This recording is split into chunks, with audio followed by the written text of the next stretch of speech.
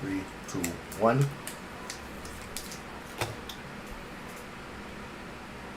Hello, ladies and gentlemen, dudes and dude-outs, Negroes and Negrettes with hairs with your barrettes.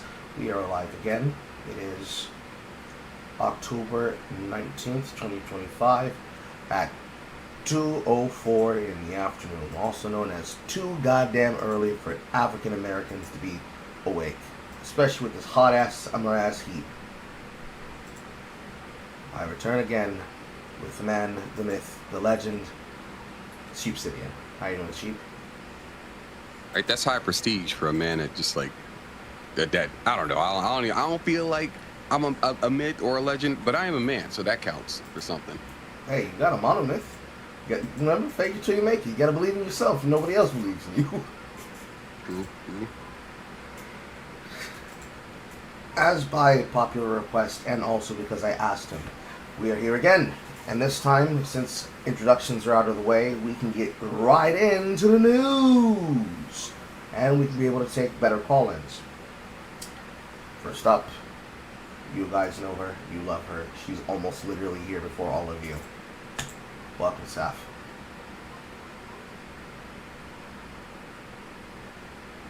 Hello? Hello, Saf. Okay, can you guys hear me better? Yes. Okay. Ugh, it's been a week, hasn't it? I got led around town by a small white child tuckering my ass out at trunk or treats. I don't know. Between filling out all of my modules and now having my certificate for home care, which means they'll finally start paying me after X amount of years of having done the job basically for free. I have seen everything, and I have little to no context unless I know exactly what is that's happening. Otherwise, I couldn't tell you. Supposedly, it's been a week, but I was not there to see the crash out from Hassan Piker Live, so I couldn't tell you. I did see the clip. It was very,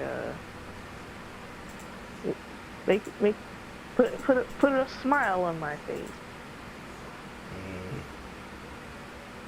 What do you bring me today, Saf? What can we do you for? I wanted to talk a little bit, I don't know if you talked about it already, I probably missed it. The Tigray guy, and how that was allowed. Oh boy. Yeah, I covered that live in air, and literally the day after we covered it, they got their one-day vacation. Mm-hmm. Yeah. I assumed it wasn't going to be that long, so yeah. It never is. They always get a Twitter vacation. More softballs than the fucking Little Leagues and the MLB outfield combined. I didn't even know he had a thread already. Yeah, that was crazy. What do you mean by he had a thread already? You mean Green Reddit's already on the case? He already had a thread prior to the situation, yes. Already on Green Reddit? Mm-hmm. Yeah. Interesting. I wouldn't even know what the hell they would be following that person for other than just being a diaper fur. Then again, that's kind of what they do now. At least in this era. I mean, I can't honestly tell you what else it is that you could be, like, responsible for here. I already said that the furries are going to be catching strays, regardless, because of how completely debasing this individual was. But when you look at it on the surface, there would be no reason for any person even affiliated with the sector to care, because it's just an out-and-out diaper fur. Like, there's no sugarcoating the situation. They had a fetishist live on Twitch's user page, and by having a furry live on the front cover, that furry then chose, with that platform and opinion, to basically say what all leftists usually say, which is, why, how dare you, why are you even looking into this community, we don't like you, go away. And probably using a couple other words he shouldn't use when he said it. And then they got a one-day ban, and then they came back, and people have already moved on, because Colorgate is heating up faster than Diapergate. Outside of that, the cope of the algorithm is tuned to what you want to see. The only reason you saw a diaper fur on your front page is because you're into diaper furs. That's cope. We've known for years that Twitch is broken, and that the actual way that the front cover works is it's a combination of big numbers as well as monkey branching and being forced onto the front page by users of trust and safety who control the levers to get there. I feel sorry for every single furry that caught strays, because the problem is not people being furries, it's people being debaucherous and not putting that in a place where it shouldn't be seen. And I don't think people need to see an adult baby diaper lover fetish on the front page of Twitch. Certainly it'll exist somewhere inside of Twitch because leftists control the site, but it doesn't need to be on the front page. Clearly it was a choice, and the fact that there's an entire community of those streamers, and they are all littles, which is to say it's not just grown adults, but it's grown adults that like to use age regression to avoid consequences and conversations. That's what really is the interesting part of the story.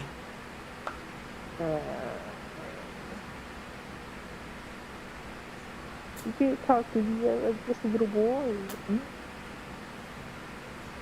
Yeah, Twitch sucks. Twitch is not a place for growth anymore. It's now basically who you know, which palms are greased and whatnot. You have the obvious suspects who are always going to be at the top, provided they continue to keep their contract with Twitch, and then you have the people like whoever this individual is, who I've never heard of until, like, you know, this whole shebang popped off, who got banned for 24 hours, and I called it. I was like, yeah, they're not going to be gone long. This is the kind of like a community that Twitch is fostering. It's terrible. It's an incestuous cesspool where unless you're willing to, it's basically the internet's Hollywood. If you're willing to do something strange for a little piece of change, you'll be all right. Mm-hmm. Yeah, very accurate. As far as I'm concerned with the situation itself, it is more interesting when you pair it with Emeru being assaulted, which... Yeah. The issue of Emeru being assaulted is more present on my mind. Not because, oh my god, I can't believe a woman has been assaulted. No, I can believe that a woman was assaulted at TwitchCon. When you have such a level of debauchery happening on the platform, it's going to continue happening all the goddamn time. Period. But what's more interesting is that the behavior they did last time and the behavior that's happening now is demonstration of exactly how far broken Twitch's system is. Because if you thought it was just, oh, well, you guys are angry because you can't be able to build on that platform, it's possible, but it's not going to be because you built them off of Twitch itself. It's all propagation. It's people who came to watch you on Twitch that would have been watching you on YouTube or Kick or another resource only because they want to watch on that service. They're power users. Outside of that, the behavior of Twitch's action in Emeru's situation actually calls to order the actual problem with Twitch, which is that if you are literally who, anything can be done to you and can violate you, and you will never receive recompense justice unless you have somebody in your corner that has the ability to make a person on trust and safety, or to make the C-suite individuals of the employers actually care about the SEO engagement based on what's happening to you or the people around you. So when Witwix was getting accused of being a rapist, and they were trying to block him out of his account so he couldn't even defend himself on social media, and had to drop the receipts of the Uber tag for the girl that accused him of rape, that couldn't have been assaulted by him at the time she said, because he already paid for her taxi to go home. And then he's sitting there live on air playing old school RuneScape. That was a situation of somebody actively having to protect themselves with an unironic Google Docu. And then of all the other situations that have come up recently, like Sender's 1,000-page document that is a lot of wins signifying nothing, or any of the cases where people like I'm Alex being exposed, both technically in his case, him and his ex both being toxic, but him actively lying and being abusive. In this situation, Emeru had already been assaulted before, and when she was being assaulted at the last TwitchCon, her security guard stepped in, removed the threat physically, and that person was banned from the venue permanently. So, you stripped her of her protection. That's the first problem. You stripped her of her protection for the last convention, and you're honor bounding her team to have to follow your procedures and guidelines. Then, with those procedures and guidelines, you don't enforce the safety of streamers, which lets people like Neon and people like Sneeko enter the venues with the ability to record other broadcasters with no protection for their privacy, something they were very big about before, but they're not big about it now. And because of the lax security, you end up allowing her to get assaulted in this way, and the original response was a 30-day ban. Her team had to press for an indefinite ban. They did not name her in their documents about their assault. They did not name the event directly itself. And it was not a statement that was made directly from the lead individual executive, which would be Dan Clancy, for the platform. And it's very obvious to every single person who has eyes why. They are devaluing the SEO interaction so that they do not have to tie themselves any further to the situation than it already has been. It will bury itself, and so that it can move on because they have a bigger fucking fish to fry. And that fish is Hassan getting cooked across the timelines on every single platform. Because they cannot get rid of Dogtober 2nd. They can't get rid of Collargate. It won't go away. And in the definitive matrices of engagement and ad opportunity, Asian woman gets assaulted, and we didn't do enough. We're sorry. Versus Taylor Lorenz trying desperately to fight for the honor of the man she hopes will father her children, but probably won't. Who is more important to the dynamic of It's Hassan.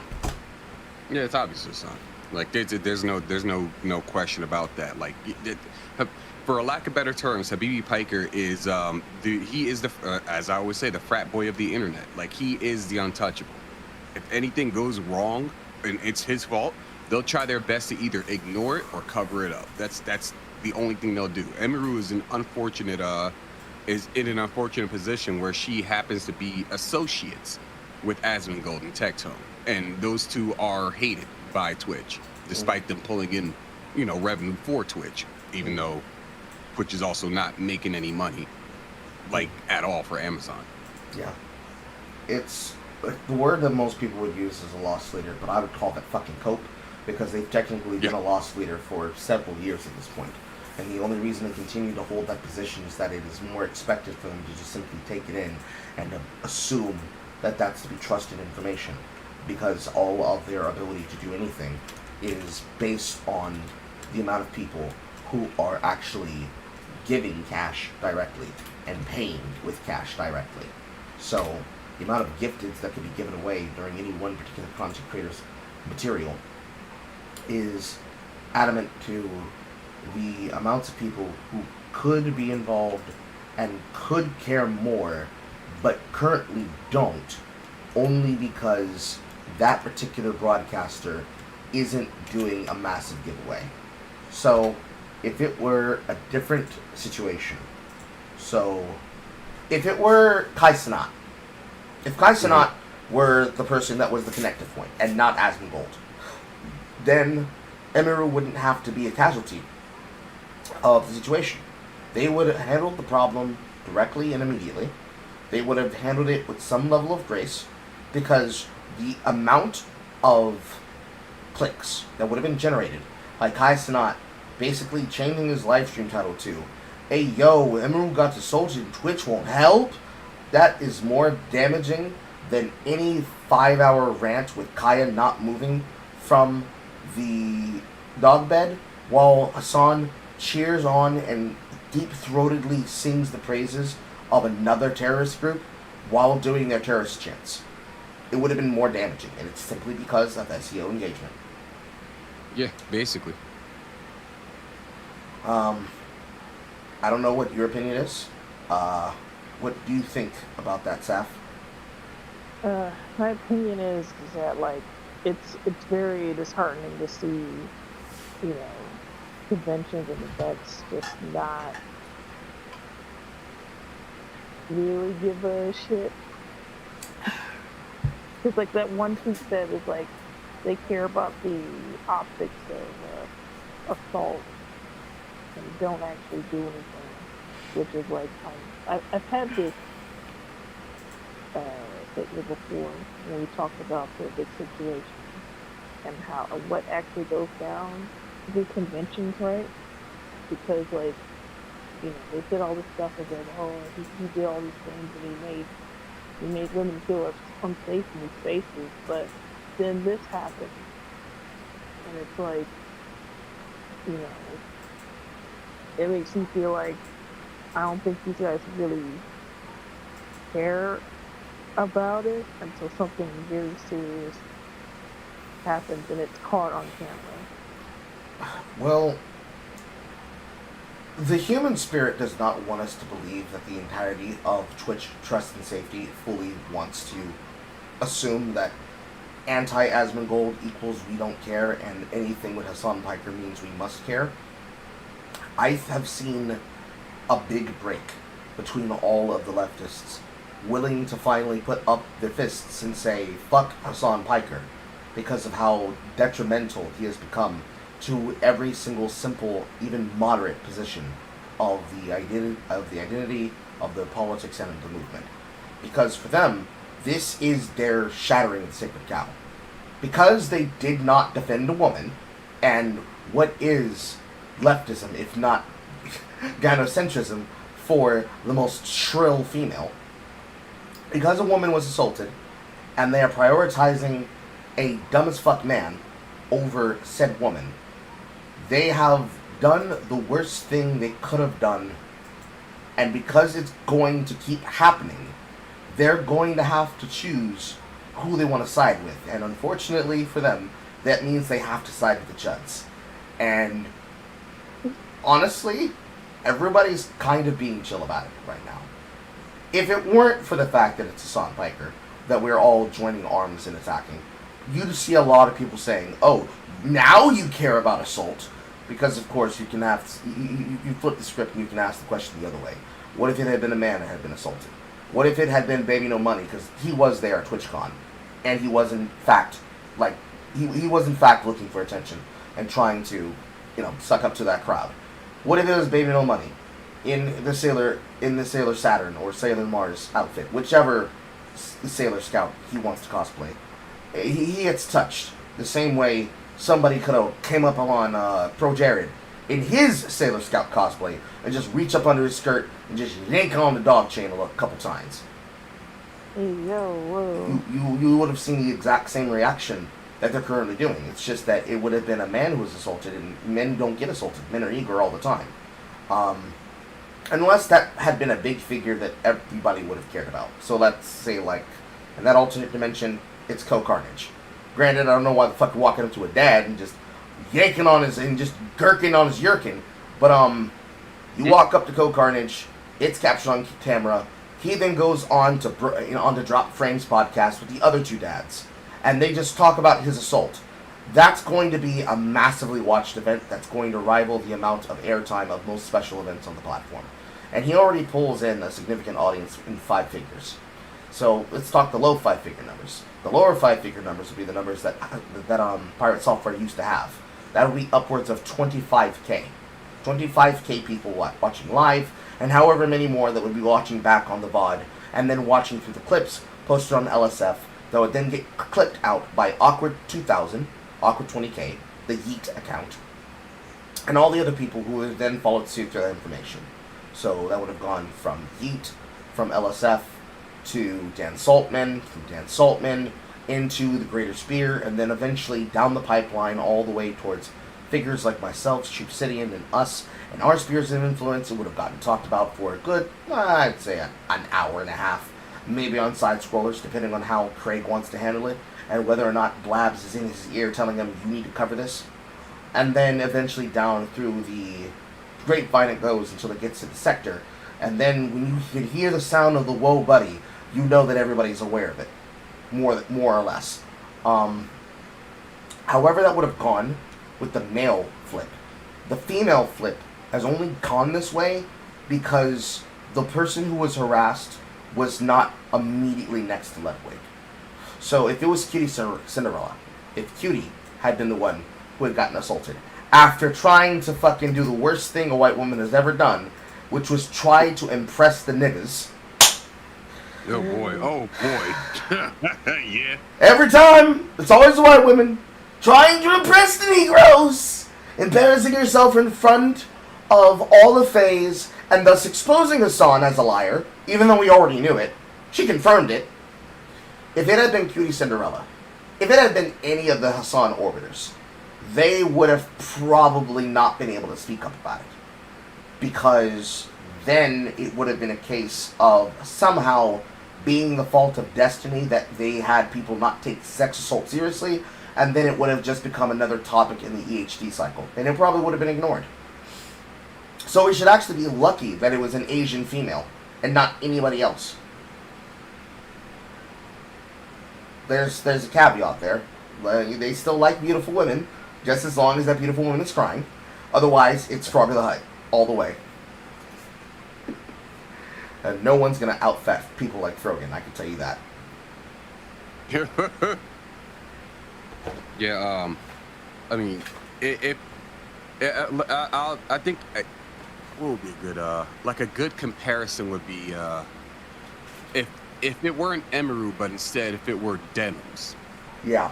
If it, I feel like something would have happened, like something would have popped off a lot bigger than what currently happened. Twitch would have had like a different statement overall. Security would have actually been upped.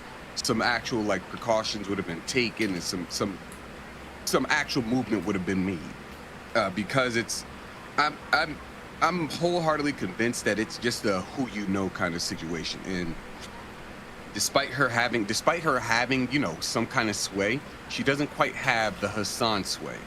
Emeru, at least, doesn't have the Hassan sway. So yeah, she's unfortunately small enough for her to basically get put in the back pocket of the dude that assaulted her. But yeah, that don't mean much of shit, because she's not much of a Hassan order. So oh well. Yeah. So it is what it is at the end of the day. In a greater universe, everybody starts doing what they're supposed to do.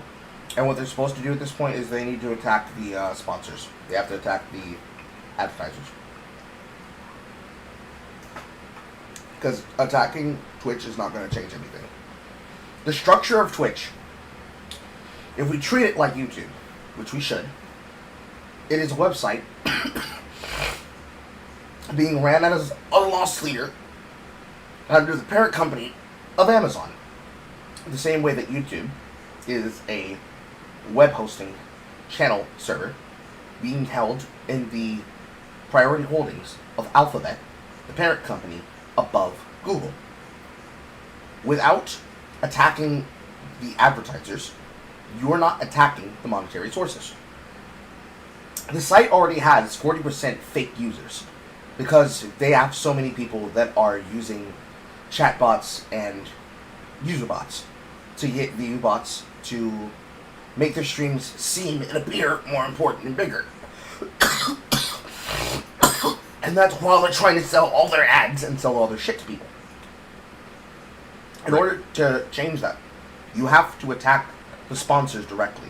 So you have to not only do the usual, the usual rigmarole, look at the content creator, look at what your ad's showing up against, but you also now have to go another step further, which is showing, are you standing in solidarity with the responses and with the immediate response, the original response, and the updated response done by Twitch as a platform, and the kind of place that does not protect its users or its sponsors and the people who are selling your product. Because there's an element of this that if it was done correctly, we could have gotten results 5 years ago. But it's not going to happen, and the honest answer why it's not going to happen is the people who are talking about the drama do not actually want to see change. Like, it's a little bit of both here. It's a little bit of Category A and Category B. You have people inside of the organization that are not willing to actually do the real change to secure and prevent this kind of thing from happening. Because if they did, they would have already done what they had originally done when they were trying to sanitize the image of Twitch. And they would have already banned all of those users and banned all of those streamers that they consider are contributing to the negative view of the platform. But those people had already either made their own platform and led to an exodus, regardless of their political opinions or of their business syndication opinions. And that became Kick. And Kick already made the choice to remove people like Zerka and others like him, that when they got into similar situations, like Zerka trying to brag about potentially having had coitus with a girl who was underage, and not taking it seriously, like, oh no bro, girl, you cannot lie on camera and say that you are older than you are. We know that you're too young. And he instead tries to play into the joke, and it's like, boys, yeah, you know I'm gonna get in it. You can't let that person stay around. Unfortunately for Twitch, they're willing to let those people stay around, because Twitch itself is a dumpster, where if you are not a porn star, you know a porn star, and if you don't know a porn star, you know an OnlyFans model who is trying to get people to click on their chat rooms by using their cosplays and or their off-content platform and the many pipelines to seeing their butthole to increase their views while they're live on camera. It is a cycle that only can be shut down when you start attacking the monetization sources. This does not help the issue, because then it leads to people accusing you of unfairly attacking him and harassing him. They already tried this with Hassan, which was the only reason that they care is because they're trying to shut him down and stop him from getting money. And yet if it was any other broadcaster that had been doing any of the things that he was doing, we would have been banned literally yesterday. Every single thing that you could get banned for, he has done and has been given easy permission to do. Even to the point of getting to have his Twitter vacation on the day which he does not broadcast. Meaning all it does is create the infinite money glitch. They come back to bigger views and to bigger streams and to bigger channels and to bigger controversy and bigger drama because it doesn't actually reach a breaking point. This is only changed for Hassan because we're not letting Dog Collar Gate go. So he's crying and breaking down and crashing out, saying he hates broadcasting and hates everything, because realistically the thing that he wants to do is he wants to change what he does from IRL and politics into something else. But all he does is politics. His life, his content, his sources is all drama, if not dramatics with politics involved. Removing him from that means that he gets less views. And that is technically the smaller streamer syndrome. You try to do something different from your niche, you get less views because of it, because people who are only there to see you for whatever it is they came to see you for don't want to see you doing anything else but that. You then go back to the thing, crawling back to the thing, with lesser and lesser views every time you try to do a pivot, until eventually people are like, I don't know, man, I used to like their content, but I feel like they just be doing too much, and they just need to put the fries in the bag, bro.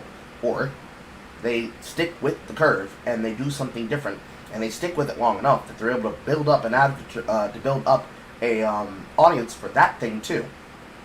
In this situation, that pivot source only really exists in the sense that the people who are listening and looking at Hassan Piker and his content are creating a subculture where we observe him like a bug human. I'm certain there are other memes that have shown him to be like a cockroach creature, but he's just a perfect example of what the left's Joe Rogan looks like, because you wanted a Joe Rogan of the left, and you had him, and you lost him, and that was Joe Rogan. The Joe Rogan experience is obviously going to trump the views and opinions of people like that of Hassan Piker any day of the week.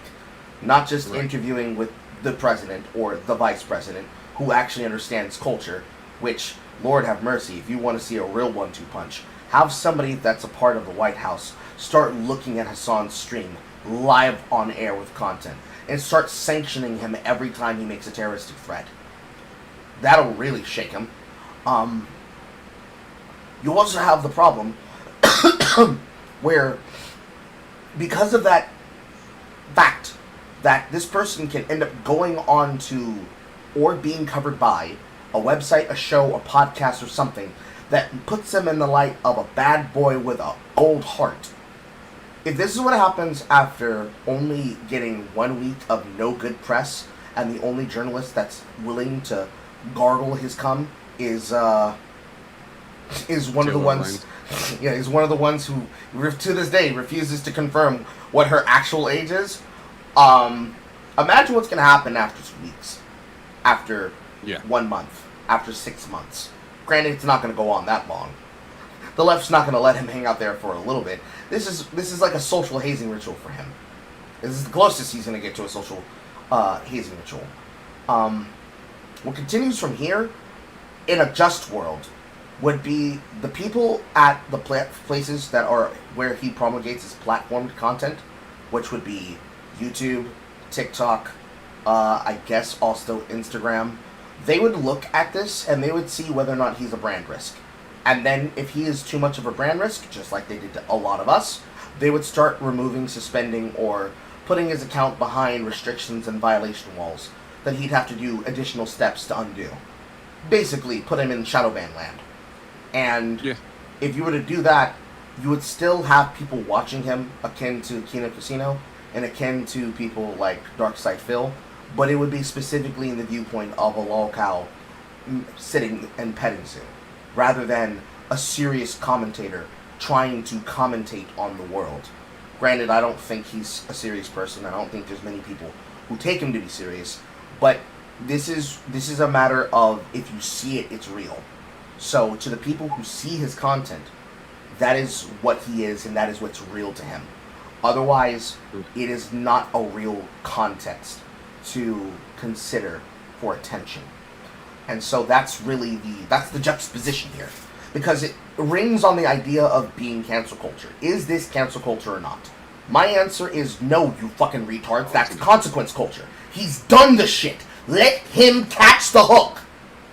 Because cancel culture is when you're being accused of something that isn't in the context of what's happened, but someone has done archaeological grievance studies to find something on you to get you to be attacked because they want to hold you against a standard today that was not in effect at the time you did a thing in the past. But we don't have to use things Hassan's done in the past to demonstrate why he's a bad person today. If anything, we can use the behavior he's done in the past to show the timeline of what will keep happening should you choose to keep involving him in all the shit that he's involved in. He has gotten worse over time. Not just trying to ride the line, and maybe a couple of times in the past. Once upon a time in the career of somebody like Keemstar, he once said the hard R with absolutely no withholding and admiration towards African Americans. And yet, today, do you see that happening with people like him? No. You could probably do that with every single person on the internet right now. And you can say, look, they said the word, that means they're Nazi, cancel them. And we've seen people do that. And that was always gay. That was always the case. What we're dealing with here is the same case as most people whenever their free speech gets them into consequences.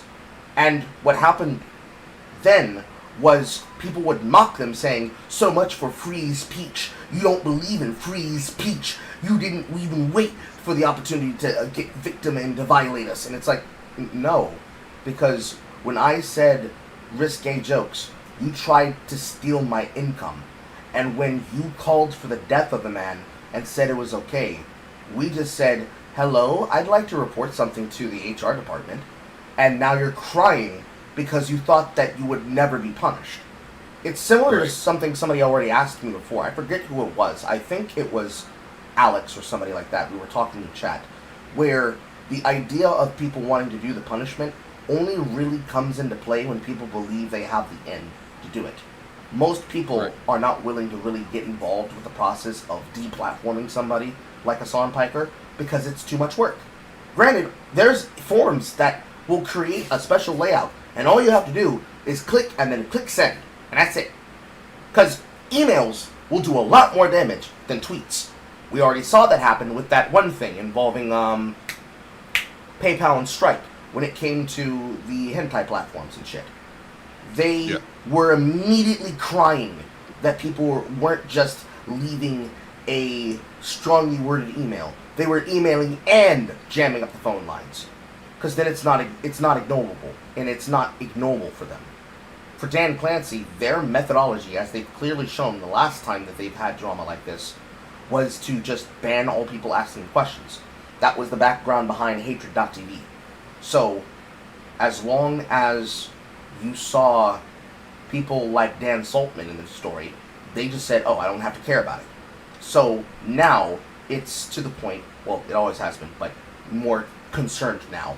Now it's to the point that whenever a big streamer or a big controversial figure happens to weigh in on the issue, it creates another vector of attention that brings more people to talk about it.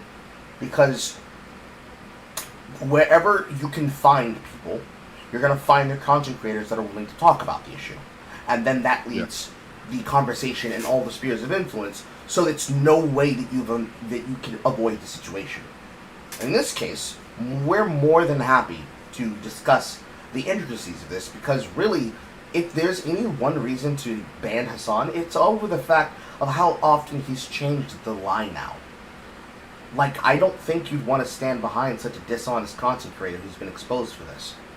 And I don't think they'd want to continue protecting a person who is willing to do abuse to animals. Because if it started with abuse to animals, imagine what else he could get away with, as long as he's able to believe his audience is retarded or evil enough to go along with it, just because they don't want to see him lose the opportunity to be the left's Joe Rogan.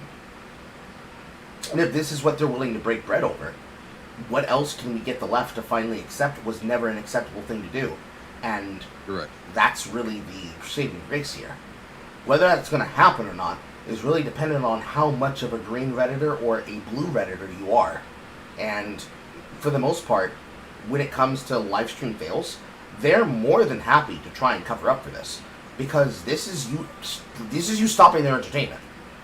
Like, unironically, if you try to stop Hassan from getting canceled, sure, they would lose the biggest villain that would be the source for most of their traffic on their site, but they would also be losing one of the bigger individuals who platforms a lot of their behavior and a lot of their people.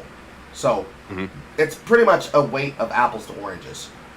You value the content creator and the traffic and their audience's traffic to your subreddit and your subsite for the drama that brings people into your streams, similar to that as the drama that brings in people that are a part of the commentary community, just as much as you could be feeding me and you. Do you want to lose the potential of feeding people like Nicholas Diorio and people like that?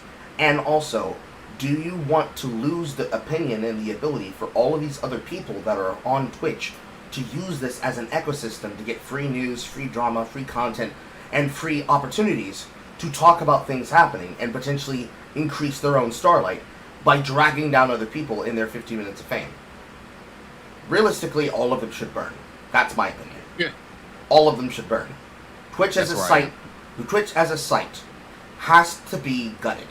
The C-suite has to be gutted. Every single person that is in the CEO, the CFO, the CCO, every person in the C-suite needs to be fired. And they need to publicly humiliate and fire Dan Clancy. Speedy trials, speedy sentencings, even if it's at the hand of the shareholder board, and then public cutthroat shark executions. In this case, nobody's dying, but they are losing their career. And then you need to rebuild the culture of Twitch from the bottom up. You also have to get rid of the trust and safety team. That's already a given. You have to get rid of them. Not just because they can't do their job, and not just because they're biased, but because they're biased and they're political with their bias. Then, I don't know, you'll probably have to start over again. The original idea that they had behind the Trust and Safety Council was a good idea. You don't need to have dear people like Ferociously Steph on the board, but you do need to bring in people that are big content creators in their own right within particular sectors.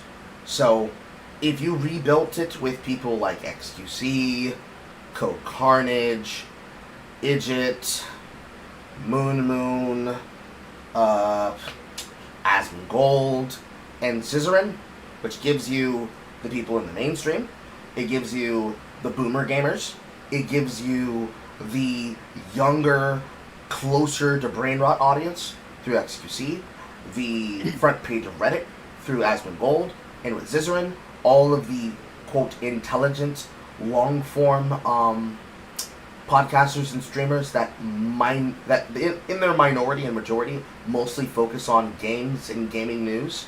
So people who talk about games, people who talk about drama, people who talk about current event drama, people who have some level of understanding of the social political systems, and people who actually command audiences that are then moving conversations and topics, you could then slowly begin rebuilding the brand of Twitch overnight. It's going to be a slow process because all of the vagabonds will have to leave over time. You can be able to have everyone still be on that website. By no means should fetishists be on the front page, but Invader V and Tiger and all of the other lewd tubers that specialize just in being sex peddlers could remain on the site, but it would have to be out of sight, out of mind. You could not be Well, able they can't go to. Well, I know that Tiger guy definitely he can't go to Joystick because they don't allow that shit there. Thank God. fetishists or They allow fetishes, just not like what I remember from their rules, like nothing that sexualizes minors. so no adult baby driver lovers. Yeah, because I've seen none of that over there. Sucks to There's suck. furries over there, but no ABDL people. It looks like he's gonna have to go to Patreon or worse, D Live. Yeah. God. Or maybe Rumble. Maybe he can hang out with the dregs of everybody else who's been banned off the ClearNet and has to go to alternative website sources. Which I find strange because I keep seeing people talk about Rumble like it's a main platform website when it's always been an off-platform website. But I guess because I saw yet another 10 pull sign in my town last night when we were driving around for the trunk or treats that it's actually more common than I think it is. Granted, Sorry, dog. I don't fucking know, man. He's got one sign over the highway. He's got another sign over what used to be the home business of a Burger King. They put a Burger King in a residential home. But they at some point sold out and they sold it to a donut company. I was very flabbergasted walking inside. Anyways, the amount of relevancy that those side platforms have are not important enough for it to be a whole thing. Because Odyssey and Rumble, in my opinion, they already had their time. They had their chance to capitalize on their lack of movement. They, like Kick, had the chance to capitalize on liquidity, and they did not move fast enough. Kick has been moving, and they've been moving fast. So they've been doing everything they need to do to be able to start capturing that market away from Twitch. Because even though there are a bunch of people who still think that Kick is Twitch and Twitch is Kick, they're not. They just use the same AWS systems that Twitch uses. And they constructed the site in such a way to be like Twitch in the ways that matter, but they don't have like that infinite background of resources. They don't have that living band list of games and services that they're willing to stop you from doing. I'm certain that they have a type of one, but they don't have pages where it's articles and articles buried in each other. Besides that, by ratio and by means, you could rebuild the site over time. Slowly, because the trash will slowly start taking itself out. It means that you can't encourage the content creators to want to behave badly to keep getting controversy and SEO engagement for it. So, no more hot tubs and booty streamers, no more lewd posters, no more morgue pie and all of the other thoughts trying to innovate a new way to create another glitch to abuse the SEO engagement of any type of streaming meta. You just put them into a category where they earn no advertisement money. They can earn whatever sub money they have. Anything given to them through subs and donos, let them keep that. If it's for bits, let them keep that. But they don't make ad money. Because you can't service ads on that. You shouldn't. You do that over time, and also get rid of politics. Politics banned forever on Twitch. That would change this website entirely. Yeah. If you ain't talking, I mean, I'm all for it. I'm all for it personally. I'm like me, as like I guess politically inclined as I can be.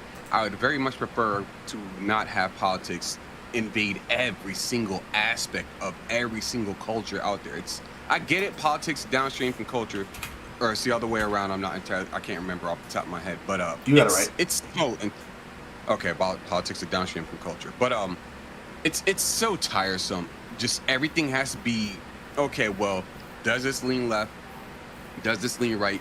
Is this center? And can we criticize? And it's like, I don't care. Can entertainment be entertaining again? Just let it be entertainment. Mm-hmm.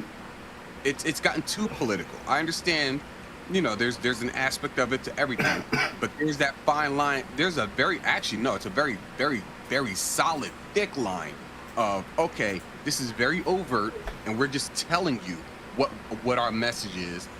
And okay, well, we have like, a diverse cast here, and we're just having fun. Like there's Power Rangers, and then there's Steven Universe. Yeah.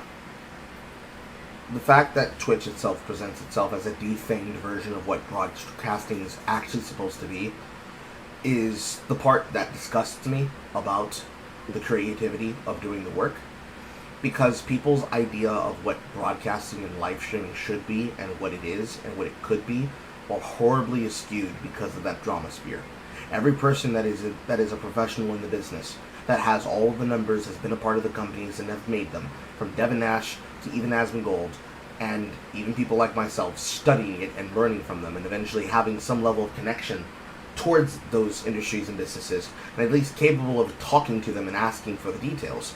They all know that the problem is that the politics is probably the worst part. There are plenty of parts of it that you probably don't like, but the politics part is the part that really does a lot of the damage, because that is what creates the line across the entire sector of the business and its syndication. If you remove the politics, you can get rid of that line for the most part. And then it's like, what else are you going to do when you don't have extremely divisive politics to sell your content? You're probably going to have to pop a titty. And if you're popping a titty and you're not getting 90% of the ad money that you could potentially get, as we had revealed to us by people like Critical choosing to show on camera the amount of money he's made over the lifetime of his broadcasting online, you end up with an answer that gets closer to, you're going to have to make real content. Now, whether or not that content is something like the Nostalgia Critic, or is something like most Twitch streamers, which is siphoning views from YouTube videos to then feed their own algorithm and their own content, or even people like Hobikage Games gooning live to Love in Deep Space, you'll have to invent something. And assuming that they end up doing something abusive, so if they take a Cataclysms and a Lewis McClung and they try to make content by victimizing somebody, like they tried to do to Dangerous Bow to make red meat for their audiences to give them breads and circuses, you can just ban them off the platform. Because there's a level where it's like, we're criticizing you, and then there's a level where it's open face harassment. You do that, you get rid of the leftists, because all of their content is that. And without the ability to monetize their enemies, if they become banned subject material that can't show up in the content of other people, they'll naturally get washed out the system. It's ironically the best case scenario, where a lot of their tools that just exist to keep people like Destiny from being spoken to and being brought into the platform actually becomes the method on how you can rebuild their brand on Twitch.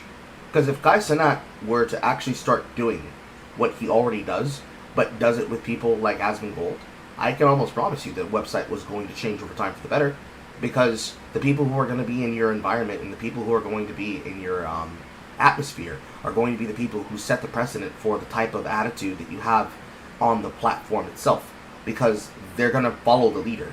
And if they see rational, well-made, well-standing content, but it's still going to be niggas. We all know what Kai Cenat does. We all know what the MP network is. It's still going to be some niggas. If even the African-American black vernacular and the African-American black diaspora consumes that material, and they start realizing it's actually based to have boundaries, and it's actually based to know how far you can push and pull before it becomes unacceptable, it will change the game permanently. Because then everybody will start realizing that you didn't have to go that extreme. So right now, they want to go as extreme as people as FD Signifier, or as a foreign man in a foreign land, or Illuminati, or shit like that. If the most extreme they go is NMP, and people like that, sure, NMP's a cuck in some ways, sure. Some of the people that are part of OTK right now are stupid, sure. People like Tectone, who's crashing out himself, that's a separate topic. Because people don't like his new grifter way, where he's trying to pivot off the news like he's a reincarnation of Nux Taku, but bald, someone's gonna make money off it, I guess.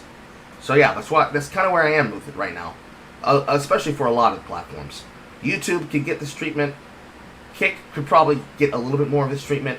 Twitter definitely needs to get this treatment, but not to sanitize and remove all the fun, just to balance the rules and get things back to where they need to be. I wrote an entire thread about how the monetization on a platform that has been gamified, like Elon's X platform, the monetization policy, actually creates a lot more problems than you do solving them. Because, number one, why am I paying you to get something that I should already have? Which is the ability to actually talk to people. Why are you limiting my ability to have the chance to talk to people behind paid features? Other than because you want to take money from the marketplace to make more money that you don't need. Okay, yeah, cool. I knew that should be relatively dangerous. Well, it's like, it's one thing to turn it into a subscription service to be able to like access other features like, advanced grok features or something like that. It's another to basically, to quash your reach because you don't have that, because you're not paying the $8. That's kind of screwed up. Yeah, it's basically turning the social media game into a gamified media system, which is not bode well for the industry. It only creates more problems. Because then after that, you are then rewarding people with the current system of SEA engagement, and that main system is controversy. It's an attention economy. If you want people to grow, but the only way they have to grow is to act out for attention, it's like a child acting out for their parents. Except there is no parent, there's just a bunch of fucking play cousins, and all of those people are watching each other, and they're saying, I can do that, but better. But better's actually worse. So, somebody gets their leg broken, I can talk about that person, and all of a sudden, you have John Delaroz harassing his Jewish friend for clout. That's the entire situation that put him down the drain.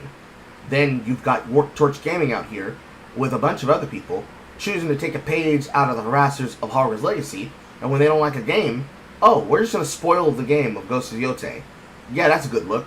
That's definitely going to get people on your side. And then, aside from that, you've got individuals like Mark Grums. You've got individuals like Stilgray, Ian Miles Chungus. You've got individuals, unfortunately in this case, like Tim Pool. And you've got people like Dick Masterson existing on the platform to stalk and hound other creators like Young Rippet 59, Eric D. July, because not only is he a new father, congratulations to him, but also because he is a successful comic book writer. And these guys have been running a scam trying to get you to pay for a book for the fucking Italian for 4 fucking years with no presentation. The entire thing is scuffed. And then the botting accounts.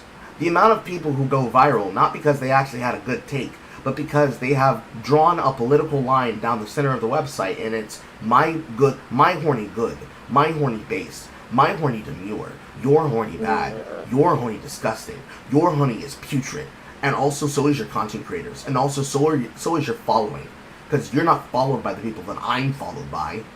It's a goddamn madhouse. So yeah, that's a whole thing.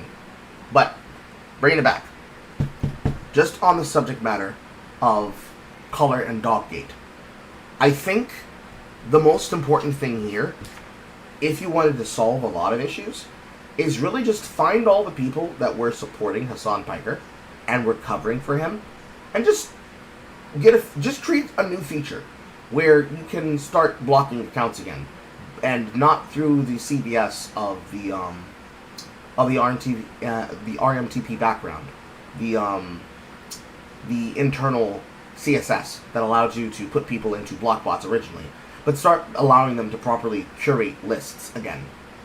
Like, I would prefer that. Just like we can curate what keynotes that we have come up on our thread, so we can ban a topic, I just want to be able to ban entire creators from ever showing on my feed, so that they exist in those separated places. Because then curation is to its own self.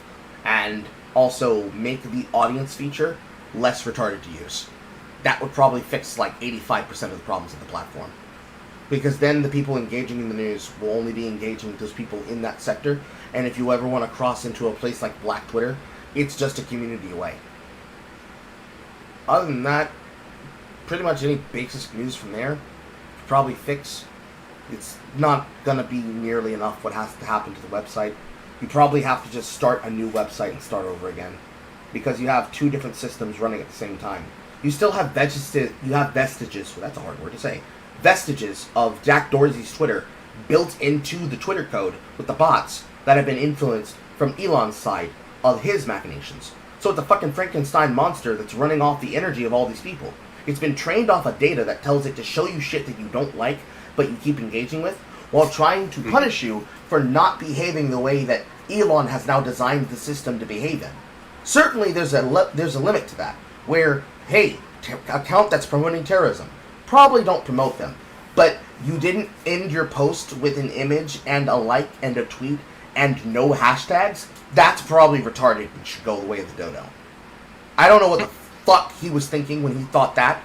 Elon's opinion of, oh, hashtags are ugly and they're disgusting and they're not useful for things. It's an archaic way of interacting. Nigga, that's how you find people on stuff. Yeah, that's what I was about to say. That's like when you hash the hashtag and like, you know, the joining of the words involved in said hashtag are basically categorizing exactly what you're talking about, as opposed to like jumbling the same topic in different locations. It's all in one spot. It's easier to find.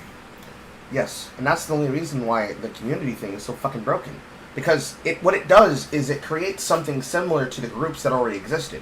But this way, it's entire people that curate a community on that topic, instead of the topic itself raw and unfiltered.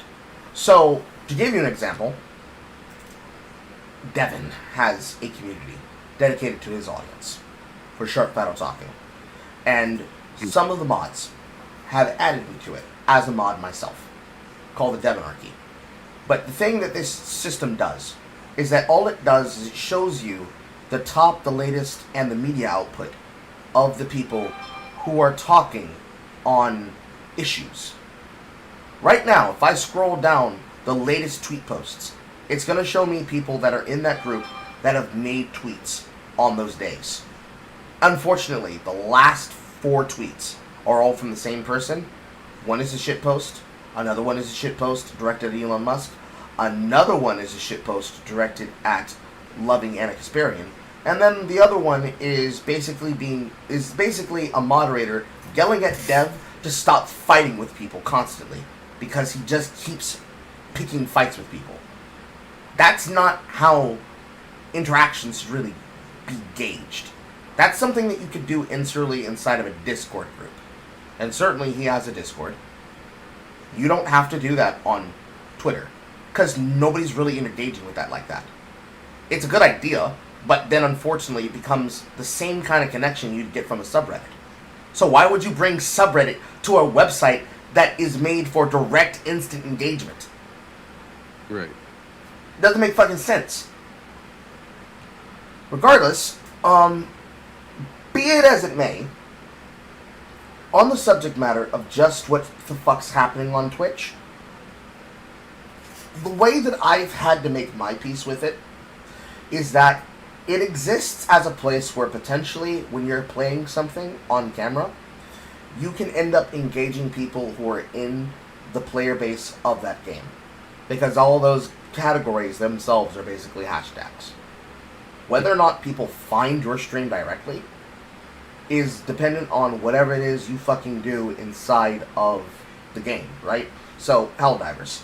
If somebody thinks you're a good player, and they ask, wow, that guy is fucking Rambo, that's probably a chance for you to shout out your stream, give them a place to find your content, and at best you earn lurkers, at worst you have a bad interaction that might go poorly, because then they get angry saying, oh my god, you're trying to farm views, ain't nobody trying to watch your stream, man.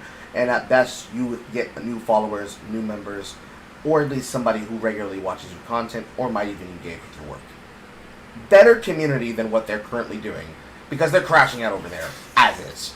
A lot of those streamers are revealed themselves to be fucking fair weather friends that don't actually like that platform, and they don't like that game. So they're abandoning it for something else. And as they do that, you just interact, you engage, and you try to build up slowly over time. And then if you're a variety streamer and you change a game, you just change a game like it's nothing and you keep it pushing. You don't really focus on the metrics. At best, I should probably say the best advice you can give is turn that shit the fuck off. Don't look at your views, don't look at your subs, just vibe. If you build it, they will come type shit. Question from the audience. Carl, what is your opinion on YouTubers? My opinion is they should actually try broadcasting. This is specific to the ones that spend all of their time yapping on social media, not actually making content. So, if you have a VTuber persona, and you go out of your way to make a sexy model, and most of the content of your stream is people gooning over your model, not actually reacting and watching you and interacting and engaging with you, playing or doing whatever it is you're doing, you need to go find something better to do with your time, in my opinion. Because you're not doing anything, and you're equal to the V-tweeters that spend all of their day molding online, complaining about other topics. Do you want to be like Naira TV and Anna Valens? That's how you become like Naira TV and Anna Valens.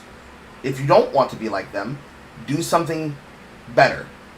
If you do want to be like them, continue doing what you're doing.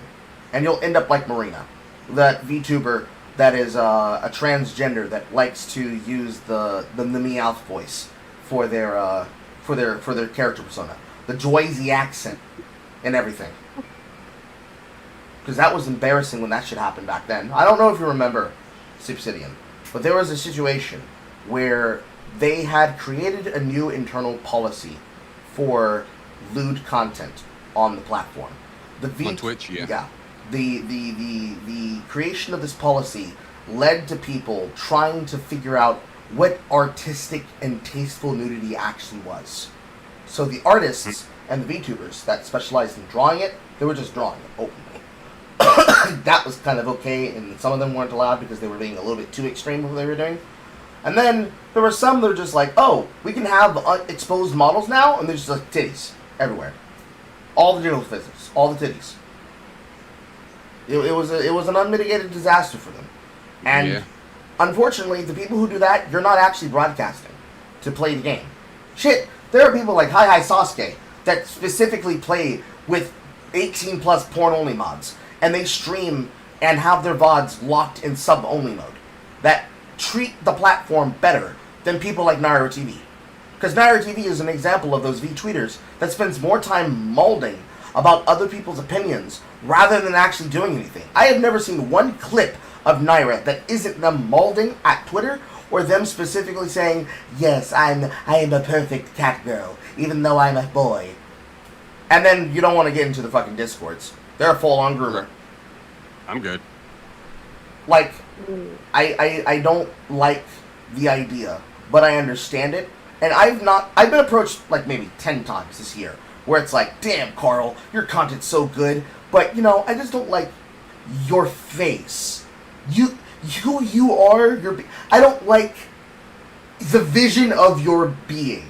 Your voice, though, if you slapped down on a VTuber model, I could watch it all day. I really didn't know what to say to that one at first. But, yeah. My wife is also, like, she suggested that I should set up a VTuber model. I was like, nah, I'm good. People see my face out there and look. Y'all already know what I'll look like. Like me putting on a VTuber model at that point in time is just me with extra steps. I'm good. I'm just gonna do my thing. There's obviously a way. Yeah, there's obviously a way that a person could try to relaunch their brand to make a PNG or a VTuber rig work. The problem is that it's various levels of lack of investment, lack of interest, and lack of time and or materials. If you gave all of us the ability when we started our careers to say, okay, are you a boy, are you a girl, or are you a transgender? Are you a flesh tuber, or are you a VTuber? And if you selected VTuber, you got an $800 rig to set the shit up, I could almost promise you 60% of us would click flesh tuber and would go with some form of PNG that we created ourselves because we would prefer the ability of just laxing into it. The people who need to be VTubers are the people who have the vision and design to make the interesting rigs. If they don't have the interest of doing it that way, then it does not matter what you tell them. They're not really going to see it, because if they try to do it, it's going to be a gimmick. That's really the problem that I have with VTubing and virtual content creators and virtual content creator brands. Anytime a person who is already known as a figure, known for their persona and their IRL existence, tries to pivot into being some type of gimmick VTuber, or for a time period in their era of creation, they become a form of virtual brand.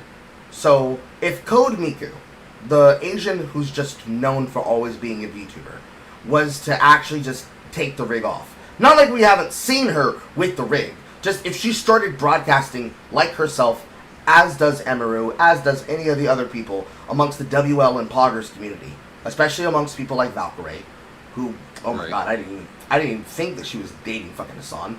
How tragic that is for you, that your own girlfriend goes to your enemy for fucking streamer advice that she does to you. Wow, bro. Yeah. I'm getting forced to watch them cut here. If they were all to go to that specter and that spear as creators, and they just basically swapped. A person who is a VTuber becomes a flesh tuber. A person that's a flesh tuber becomes a VTuber. It's gonna feel wrong. It's gonna feel wrong. It's just gonna feel wrong. Like, it's easy for some people to do it. Shout out to Horror. Because they've been doing it since day one, right? But let's think about that for a bit. We live in the timeline where I'm a PNG tuber, and Horror is the one that's on camera.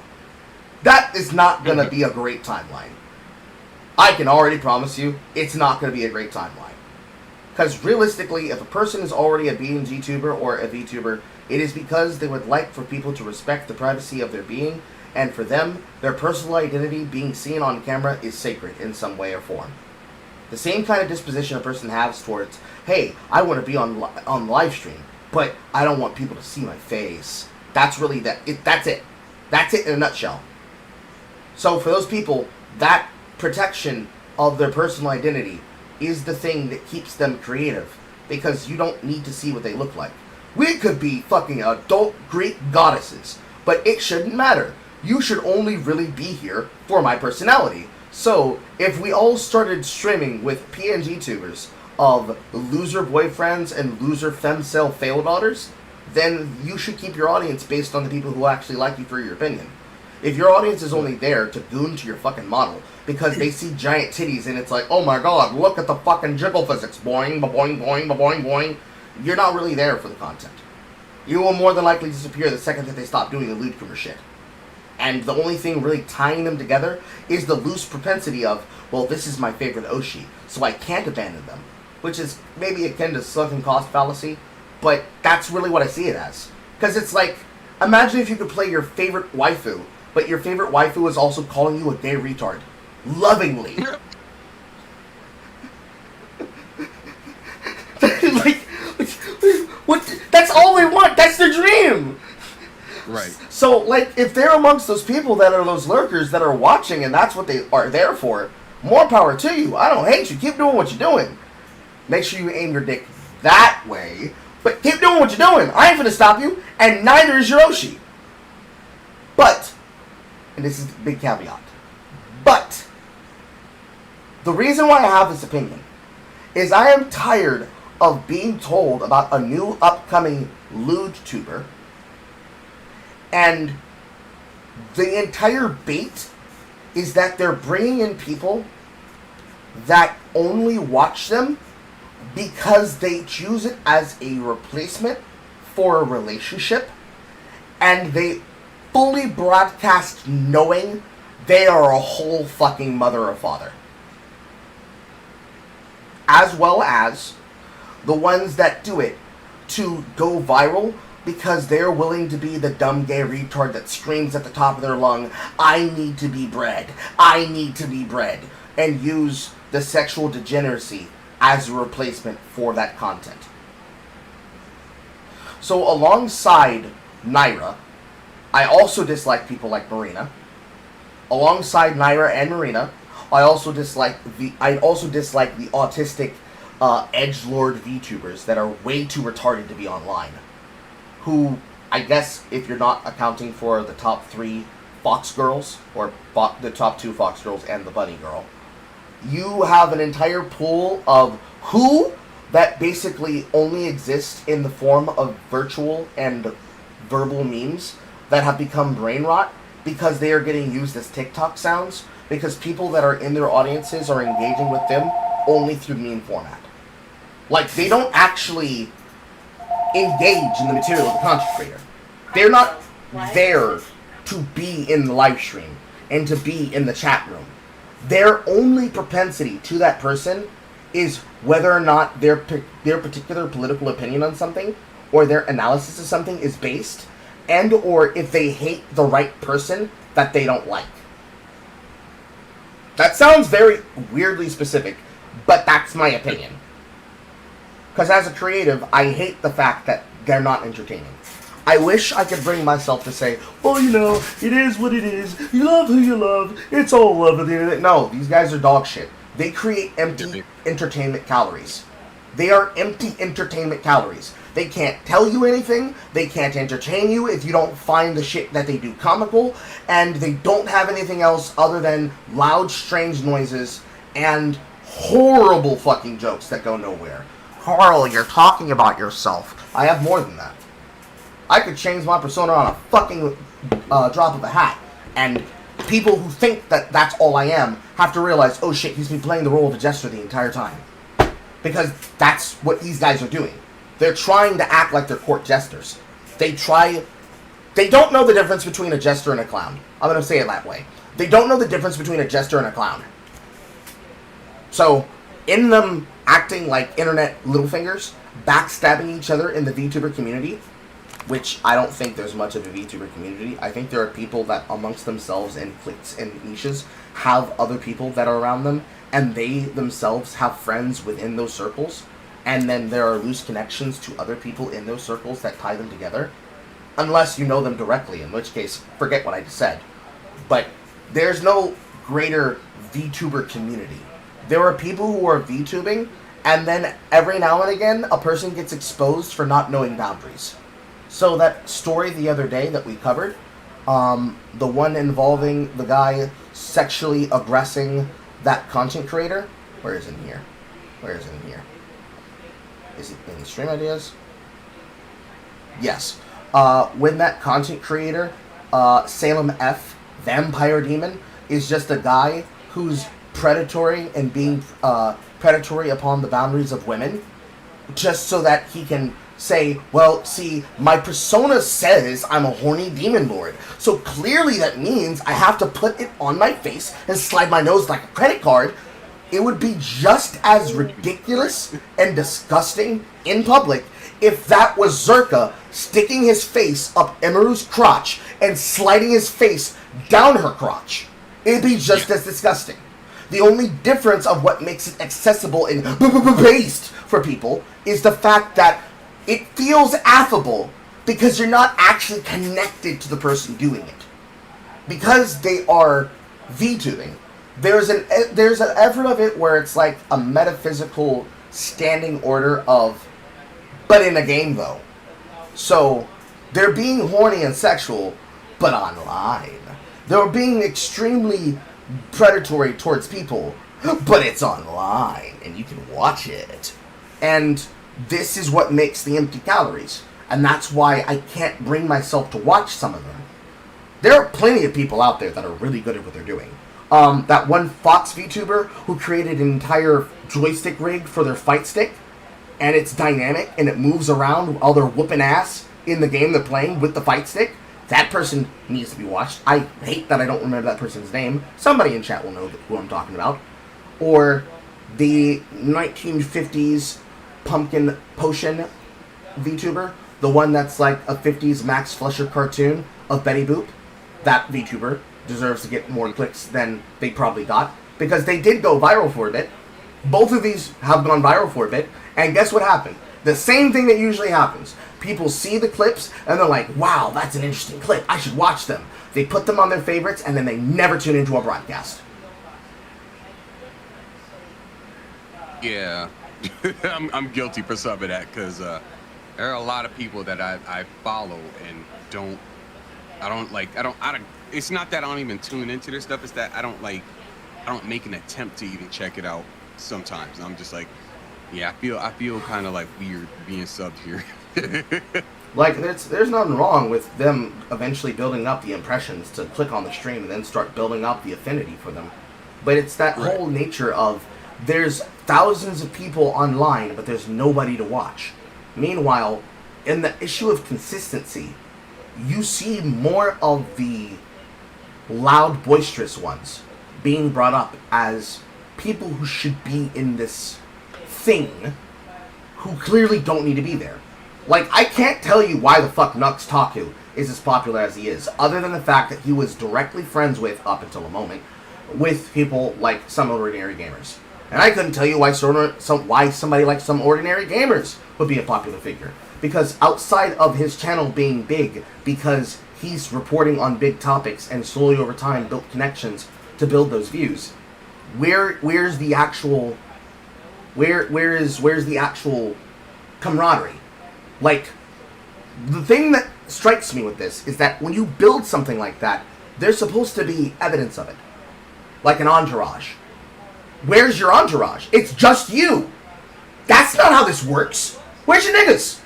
Where's your homeboys? Where's your gal pals? Where are they? Did you execute them all? Did you eat them to become a bigger creator? What happened? I don't know. Not my circus, not my monkeys, but I pay enough attention that this shit keeps happening in front of me, and I just started... I have a clicker next to my desk, the amount of times that it's happened. It's on number 10. This has happened 10 times. I don't know when it's going to happen again. I would just prefer that people just be more prudent with who they choose to support, I guess. Are you saying we should support you, Carl? No! I'm saying you should support somebody that stands for something and is passionate about something. Which, I guess, if you're going to pick somebody, why not pick me? But also, why not pick Sheepsidian? And why not pick anybody who's on Friday Night Sights or Saturday Night Hypnosis or Every Frame of Pause or The Long Boys featuring single-player Carl, hosted by Jay Longbone, so on, Yeah. so on, and so on, and so on. Like, you could do, or horror, like, you could do a lot worse. And many of you do. It's like watching your friend who keeps going back to the abusive boyfriend or the stalker girlfriend that they can do better than. And it's like, why don't you go? You could pick anything. You could pick anyone. And they're like, I could, but I don't want to. I'm scared. What if I can't find anybody better than them? Bitch, if you don't get your ass and go find a man. Yeah. Was there anything... I know I yapped there for a second, but I set the timer on an hour, and I was just carrying the conversation, I guess. Is there anything else you wanted to talk about before you go, Saf?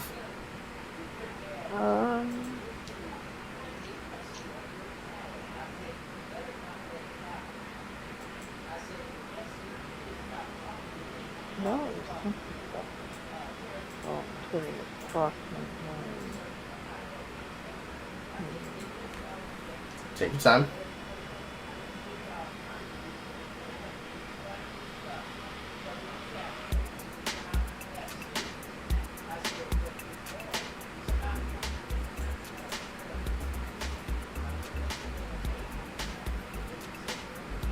Is it not coming to you? The D&D thing. Yeah. Ah, yes. The Dungeons and Yeah. Dragons post. I actually have something for that. Go ahead. I haven't played D&D before, but there's something I just noticed about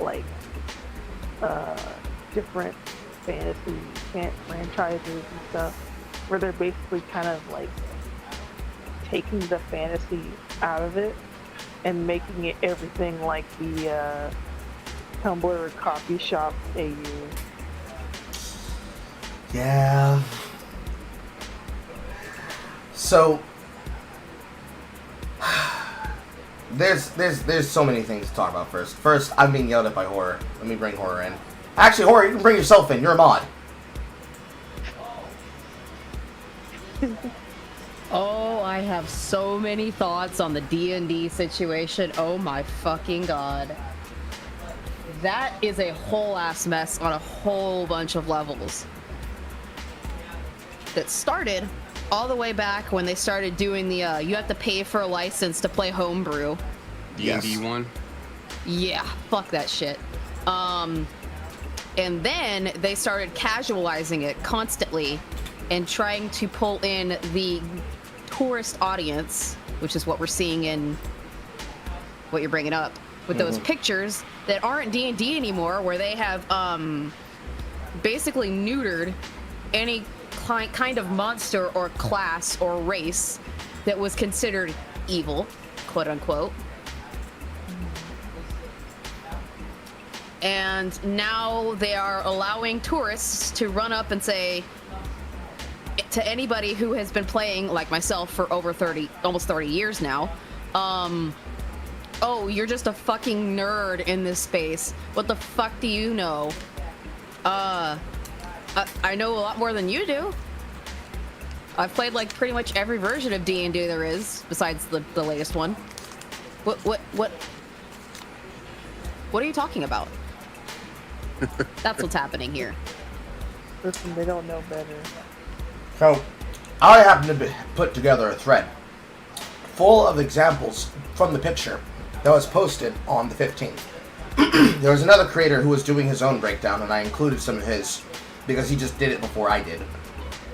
So, on screen and inside the server, boom, there data. There is a picture.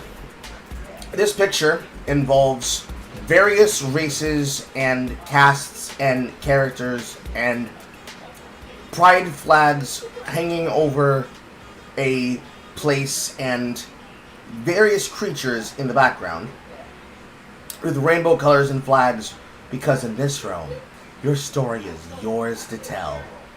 So, in order, we'll just go through the monsters, starting with the Beholder.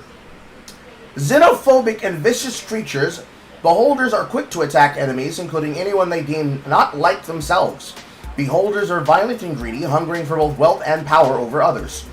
3rd edition, from the text, written by Skip Williams, Jonathan Tweet, and Monte Cook on October 2000, from Monster Manual 3rd edition for Wizards of the Coast.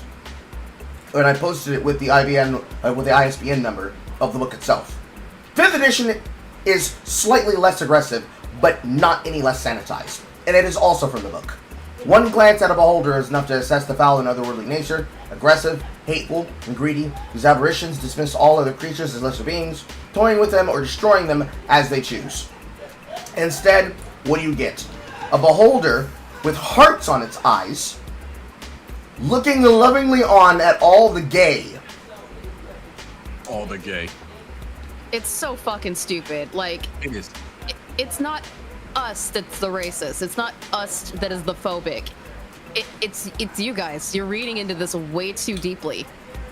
Then The whole point of D&D is to have the good and the evil and the in-between. When everything is gray or everything is good, you can't play the fucking game. What's the point? so then That's pretty much my position, because I'm not gonna sit here and act like, oh, I'm the arbiter of because I'm not. I'm not saying that anybody else is, but I'm definitely not. I got into D&D with 5th edition back in like 2016. So I've been playing for a good little bit, but I caught on to D&D while it was on its way to becoming as bad as it currently is. So seeing this all unfold in real time and me still having the kind of mindset of, I get it, make your game, but just don't make your game like, you know, the crux of what D&D The is. game.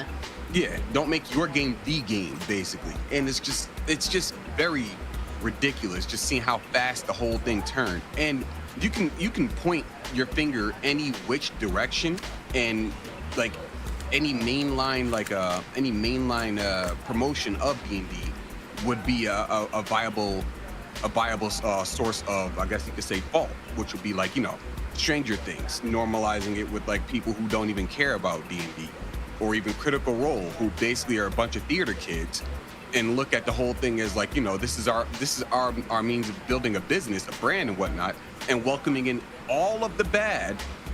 And by bad, I don't mean anybody's like, you know, personal decisions in their own life. If you want to be, you know, if you want to go the transgender route, or, you know, if you're gay or something like that, that's fine. But that's not what D&D is. D&D is a game, ultimately. It's a storytelling game. You and your team, your crew, you work together and you flesh out a story that you all enjoy. You don't make your story, as it's been said earlier, the game. That's not what it's supposed to be, and that's what it's become. It's very, very retarded just to see the shit unfold, and they all say, no, it's always been like this. No, it hasn't. No, it hasn't. I can tell you from somebody who's been playing since 2.0. The only one I haven't played extensively is a very original version of D&D. It has not been like that. See, I wouldn't care if they did this shit if they also gave the same amount of attention to what we fell in love with as longtime D&D players, which is the cool factor. The going into a fucking dungeon and slaying dragons and killing nasty-ass creatures and finding gold and cool items that you can upgrade your character with. Or the random, you run into something that is way too fucking powerful you and just getting absolutely mollywopped and having to make a new character. Yeah. It's the chaos of it. When you take the chaos of it away and you just say that it's not that, you're lying, and you're forsaking like your entire audience from like 50 plus years. Mm-hmm. That is fucked.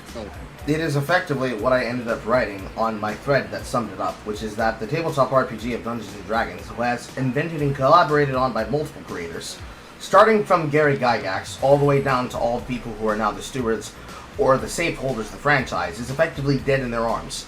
And it was killed. They killed it for people who wanted to make an erotic reflection of their worldview and their politics.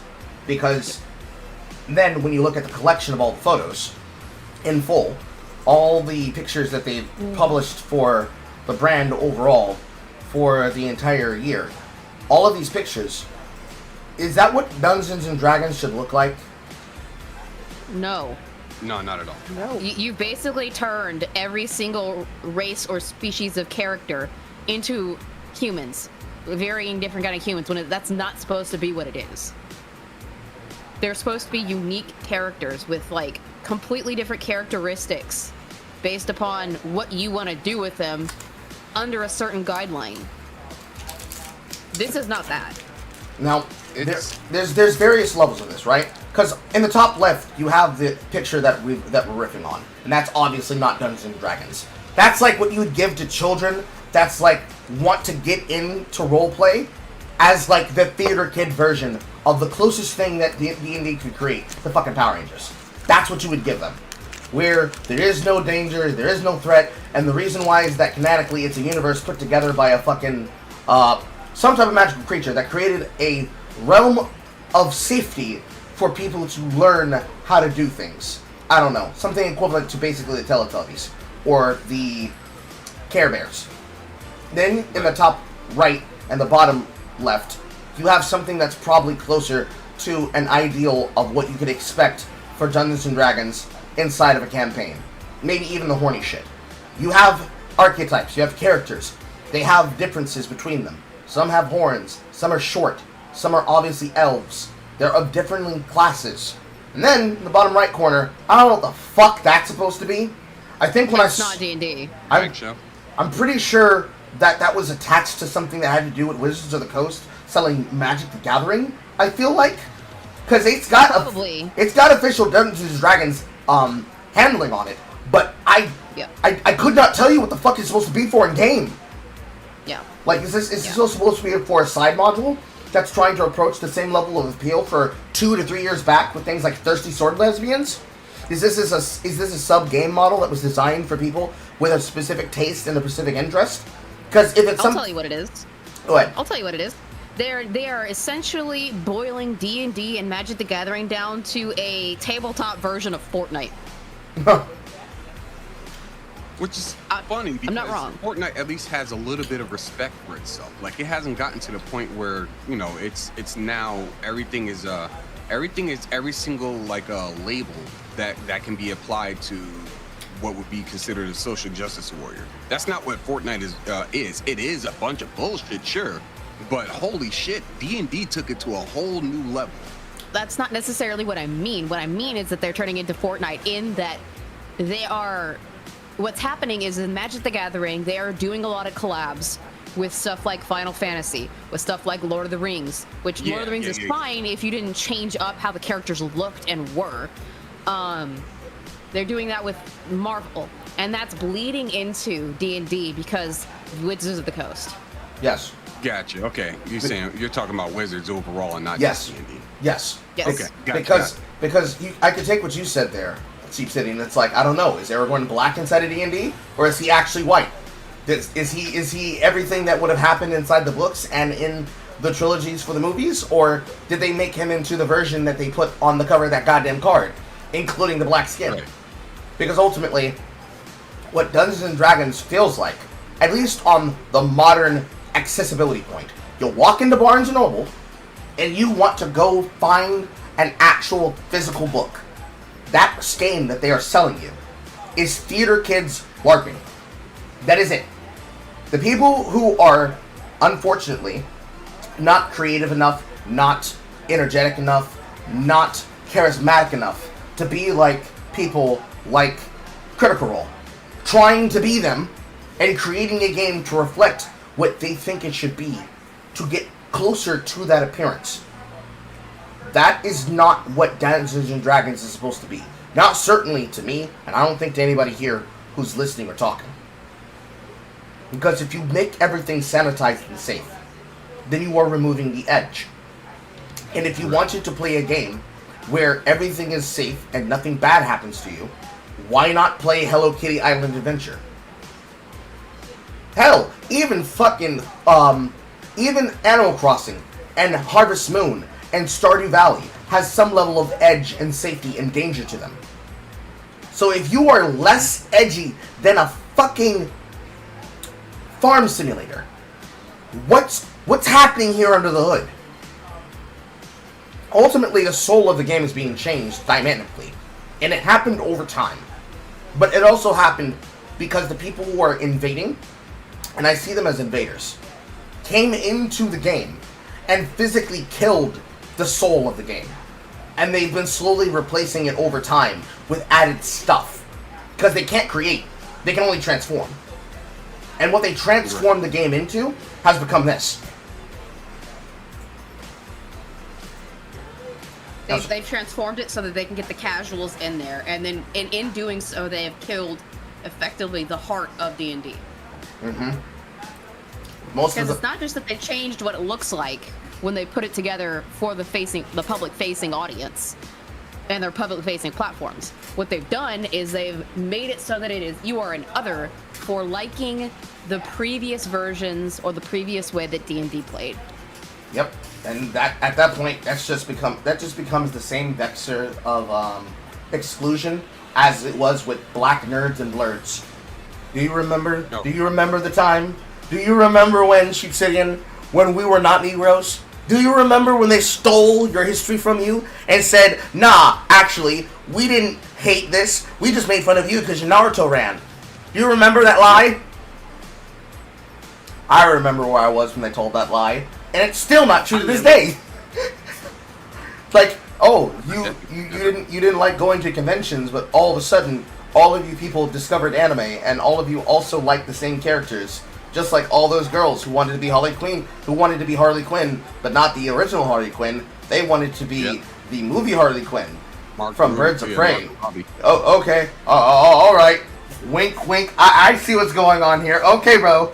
No problem. And now those same people, they just move on to the next thing.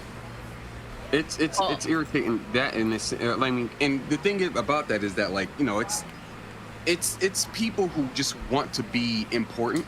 Ultimately, it's not people who genuinely care about this kind of stuff, right? Like, there's, for example, the people here in this chat, the people who are watching, my wife and her mother, they've been playing like D&D and video games since they were children. And did I say my wife and her? Well, yeah, my wife and her mother. They've been playing D&D since they were children, and video games since they were children. Fucking cheers to that. So yeah, when like our kids are gonna do the same thing. But the shit that pisses me off is when you have people who just pop up out of nowhere. They're just like, for example, the anime men, and I always have to reference them because you have that one kid who's like half black or whatever. I don't care what he is. He's the vaguely ethnic one out of all of them, and it was basically exemplified in that video they did where like they ranked the first episodes of like every popular anime over the like since like 1960s, and he said it himself. I didn't watch anime. I hated anime until COVID hit, and I just watched and like, you know, this is what became my favorite. And it's like, okay, so you're just a fucking tourist. I don't like tourists because all they do is just make things worse. They make it about them, and they just basically try to turn it into what they want it to be, as opposed to appreciating what was offered. And if it's something you don't like, you don't have to be around for it. There are plenty of other things within this same genre that you can kind of like, you know, figure out what is your thing. And it just pisses me off that like this is how quickly it's all gone to hell. Oh yeah, and on the note of anime tourists, Cassie and I, a mutual of mine and all of yours, Cassie, Cult Classic Cage, both fell upon a post that says, I do love that new gen series are normalizing giving more focus to female leads in anime. I saw that. I swear to God, I screamed internally because I'm like, tell me you haven't been watching anime since the 1950s. It's like, you know, there's no room for like, you know, Robotech, no room for Cutie Honey, no room for Sailor Moon, none of that. No room for Cardcaptor Sakura, Inuyasha, right. Princess Knight, Kill la Kill, Fooly And the Cooly. list goes on and on. Like it's incredible how disingenuous people are when it comes to basically getting attention. Get the fuck out. Get the fuck out of my hobbies, man. Because you're ruining all of them. All of them.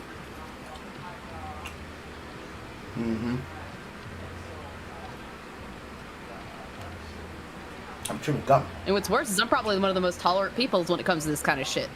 I want people to be involved, but I don't want you to come in and make it your own thing and try to tell me that the sky is fucking green when it's blue. Right. Yes. Me, I would probably be the more exclusionary one. Because I remember when I was inclusionary, that what happened is those individuals were more than happy to get my help with installing them into the positions where, well, we don't disallow and disengage people here. So, of course we'll help you build your thing. And then it became, well, we decided you don't get to be a part of this, despite you were here first. So give me your keys, lock up behind yourself when you're done, and your response, if you don't have any actual ricocheter behind your fandom, is you just let it happen. More people ended up leaving and ceding the spaces to them, which makes them believe that they could do the cooties method as a way to control the space and keep people out or let people in, which is why I describe it as gatekeeping and door stopping. What we do now is that we end up kind of bullying them out on our own. Some people, they do shunning. Me, I do active removal, because the people that are in the space are the ones that will shape it. And for what it's worth, this has worked because they're realizing exactly how many people hate them now. Because it used to be when it was the likes of individuals like, if I was to give you the example of Joey, let's just use anime as an example, because my brain hurts too hard to use people that people might know culturally, unless they watch a lot of Every Frame of Pause. If I was to tell you that Digibro, now just known as Digi, because they went trans, and Giguk and Sid Snap and insert your favorite anime reviewer here, were considered the old guard alongside Matt and Rice Pirate and I guess the majority of most of Team 4-Star, and also Joey, the anime man, versus the new era of the anime men, you would have to pick and choose, okay, who gets to have all of culture and anime to themselves? The people who were here, who bought the books, who bought the mangas, who bought the box set, or these motherfuckers who are just streaming and pirating it off the internet, if they're actually paying for Netflix in the general sense. Who gets to have the entire culture? That should not be decided by them, because they haven't actually done anything to be a part of it. They haven't paid money into it. Not really. They haven't paid money into it, not for the entirety of their livelihood, not over the entire life of their fandom. They come in and they immediately hate something that is considered to be tradition. They have no appreciation for the culture and the standards of that culture. They claim they are a part of that culture, while at the same time sanitizing it of the parts that they find the most icky. The black female fans are most egregious of doing this compared to the black male fans. Maybe because it's the gooner element. Black men are able to just think, oh damn, she got a nice body. And the black females are like, but does she have to be a fucking bimbo? But does she have to be stupid? Can't she have a silk press? No, she can't. Because Orihime is black. And that's how it is. Apparently. Oh man, that shit's so fucking wild.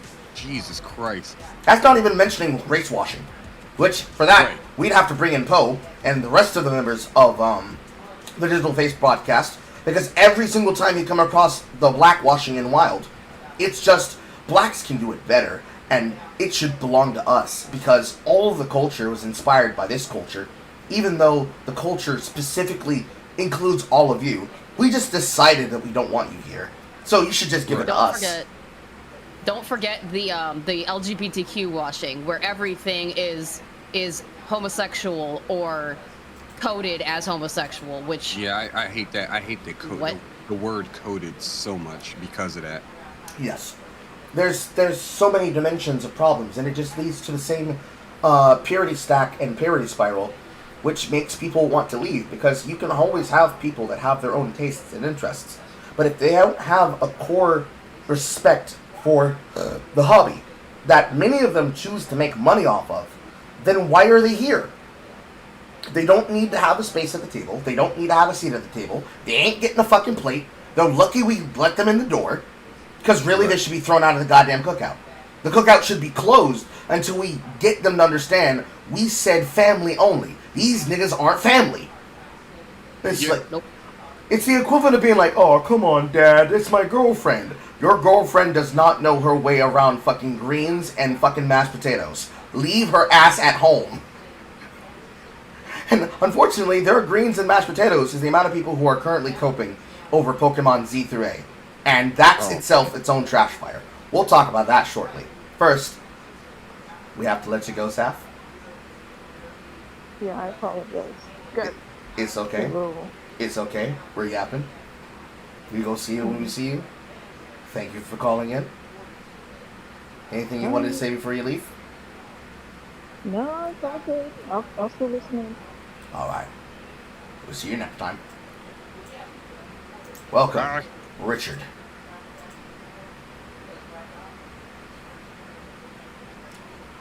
Testing, 1, 2, 3. He likes good coochie. He's not in here yet. He might not be at his computer. Who knows? Yeah. Going once, going twice. There he is. How you doing, Richard? Hello. I'm fine. I had some money stolen out of my room like a week ago. So I'm still pissed about that. Okay. It's about the Pokemon launch. Also, I got every single Pokemon game, and I might have to skip this one. I got it anyways because I'm a Pokemon shiny collector. So Yeah. Damn it. If it goes, because I got every Pokemon game up till the gold on 3DS. So I'm sad about the Pokemon reviews being not so good.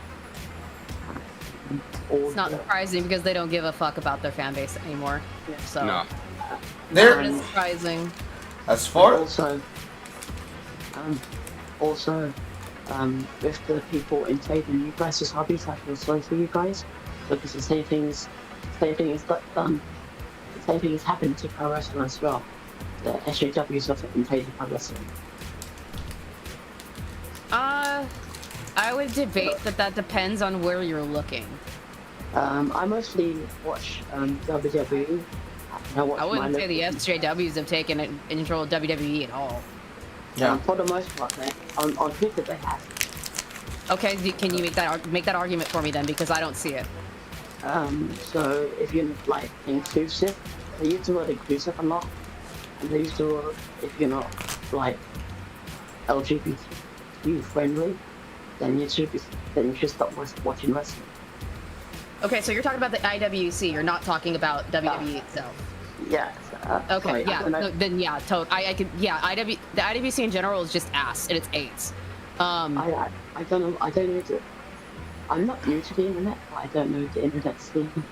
So, Internet wrestling community is the IWC. Oh, apologies. I'm a millennial boomer, so. It's okay. That's what we call the people that are wrestling fans that are very tribalistic. Okay. So yes, they are ass cancer. They are AIDS. They are everything that is wrong with the fandom. And there's a reason why we say, hey, like what you like and don't be a dick. I try to not interact with people on Twitter as much as possible because of what happened to me last time. So I just usually lurk and comment on posts of the wrestling community on Twitter. And I'm on what do you call it? 50 phones of Twitter, or they're just random? I did not hear that last sentence clearly. Could you repeat that again, please? Yeah, you're very quiet. It's just my voice. Apologies. I'll try Did you hear that one? A little bit. Hello? Yeah, we Hello. can hear you. Oh, I'm on feminist Twitter and I'm on incel Twitter as well. They can be fun sometimes, just to annoy them both. Yeah. So I don't have any hobbies anymore. They've all been taken over. I mean, you can still have the hobbies. You just don't have to interact with the wider audience of it. Yeah. Like, I still play Pokemon. I don't interact with the wider audience of it because they're fucking weird. I'm still into wrestling. I don't interact with the wider audience when it comes to that shit because I know they're weird. You just gotta find your select group of people and just hang with them. Yeah, every time I fuck find everybody else. Every time I find the group chat gets deleted all the time because somebody let a female in, and the female always turns out to be a feminist, and they get the chat deleted. Well, then that's the problem of the people who get the chat room. They're stupid. If they are not QCing the people that they bring into their chats, that's their own fault. That has nothing to do with that shit getting stuck in everything. It has to do with people not being smart enough to block the door. I'm going to Comic-Con next Saturday, and I've got my costume ready for Saturday. I just hope I don't get kicked out of the event. Just have to make sure that they understand they need to QC who is brought into the chat. They need to stop bringing in women because they want to bring in a woman. Mm-hmm. Have you watched the show Married with Children?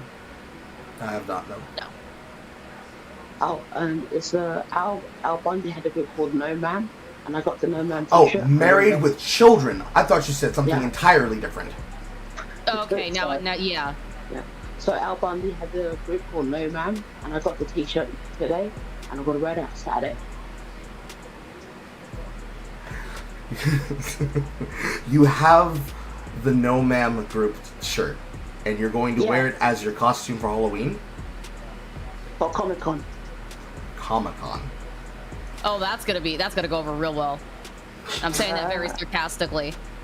Actually, I have my I'm a cripple, so I got my walker, and I got my lanyard, so hopefully they won't kick me out. So if they do, it'd be bad pressure with them. Well, I don't know if they'll kick you out because of it, but you probably are gonna catch a lot of side eyes, and someone's gonna probably approach you and say something. yes. I'd be too autistic to notice. Well, I don't think that's the case because they're going to be making it blatantly obvious. You're going to a convention, especially a Comic-Con. There are massive amounts of retards that have no social, like, any social guidance or guidelines to them. No social Well, grades. So they're going to be blunt. So I'm gonna bring an extra t-shirt just in case he asks me to remove it. And my extra t-shirt is gonna be very how do I put it? Not their cup of tea. I mean, I suppose it's good planning and forward thinking to have a backup outfit. Although I feel like if you intentionally go in something that is going to, one, for most people, be a moment for them. Because I can almost promise you there are more people who know about Modern Family than Married with Children.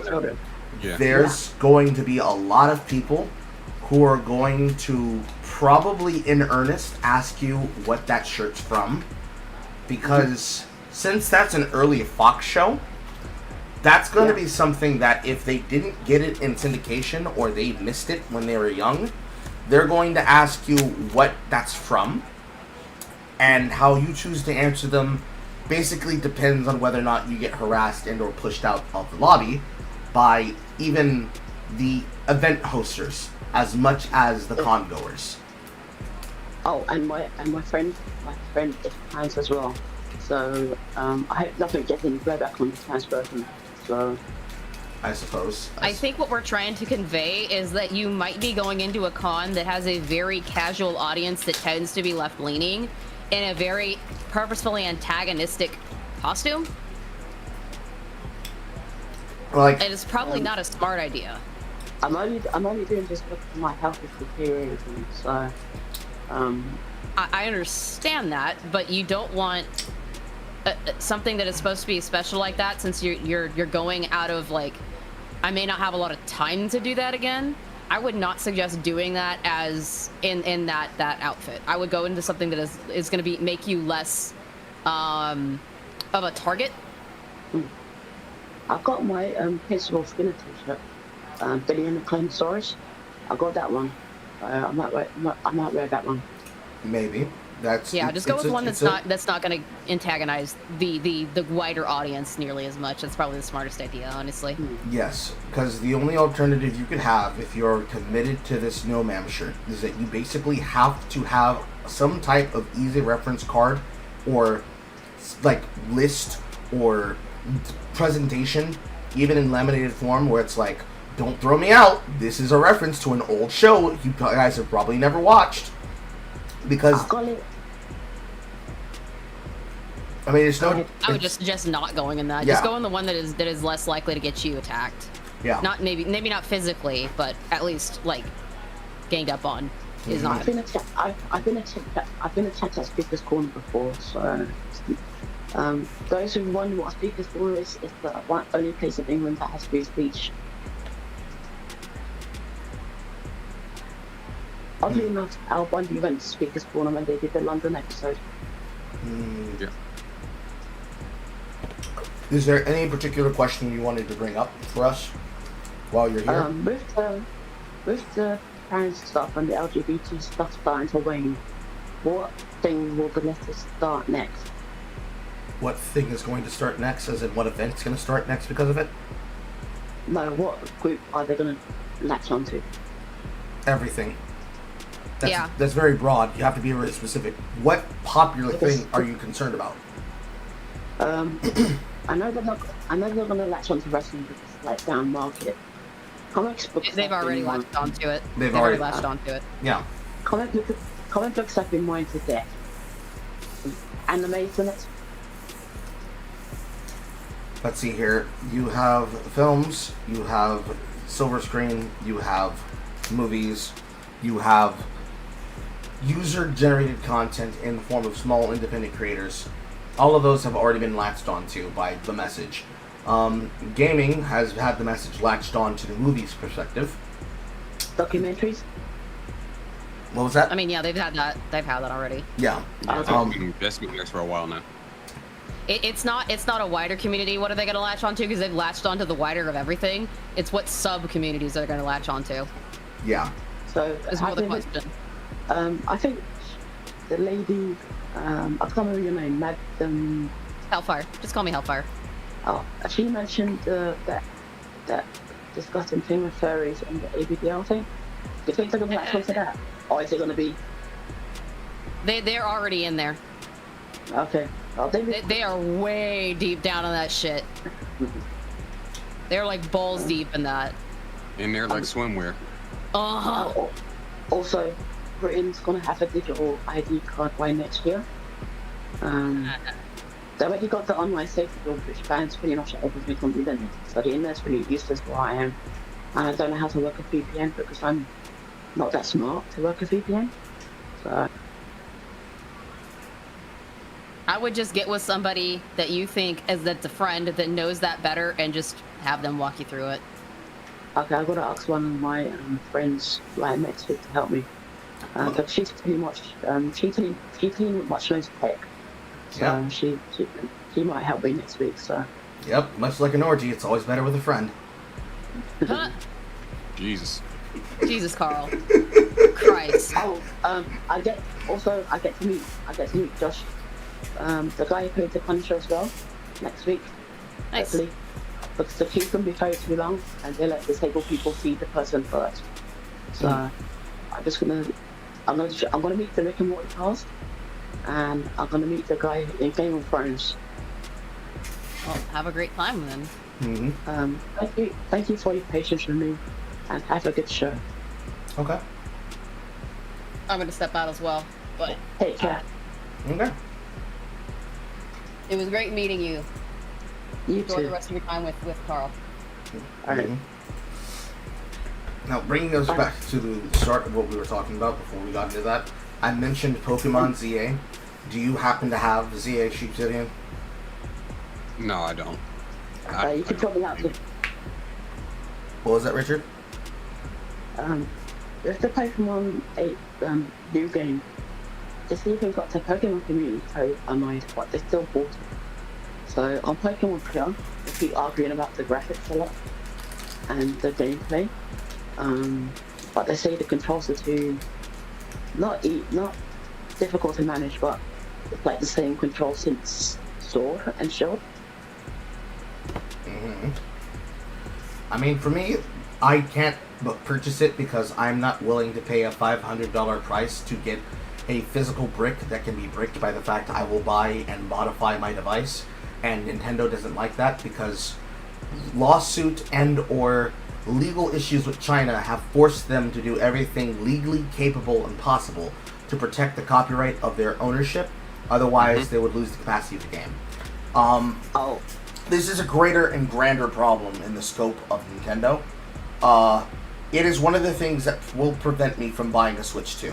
I cannot bring myself to pay money for a device that, because I buy a second-hand used game that may or may not have been dumped by a ROM loader, that my entire system gets bricked because they are that forced to protect their copyright, because it serves the same function as shutting down the second-hand marketplace. Because if you buy a second-hand Switch 1 game and put it in the Switch 2 console, it will brick the game. It will brick the console. Well, it depends on the game in question, but that's not the thing I was saying. There is in modding, we do this thing called ROM dumping. We take the save-only use data on a disk or on a cartridge, and we dump it into an ISO file. That ISO file on an emulator can run alongside the BIOS of the system to then play the game on your computer. So take the file of a PS1, PS2, PS3, whatever generation console. If it has a development suite, it has the ability to have an emulator program made for it.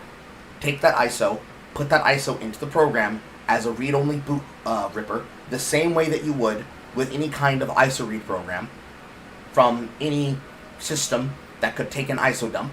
So, an ISO dump of Diablo 2 from the battle chest, alongside a copy of Lord of Destruction. You take the stream key, and it's like you have the disk inside of a ROM drive.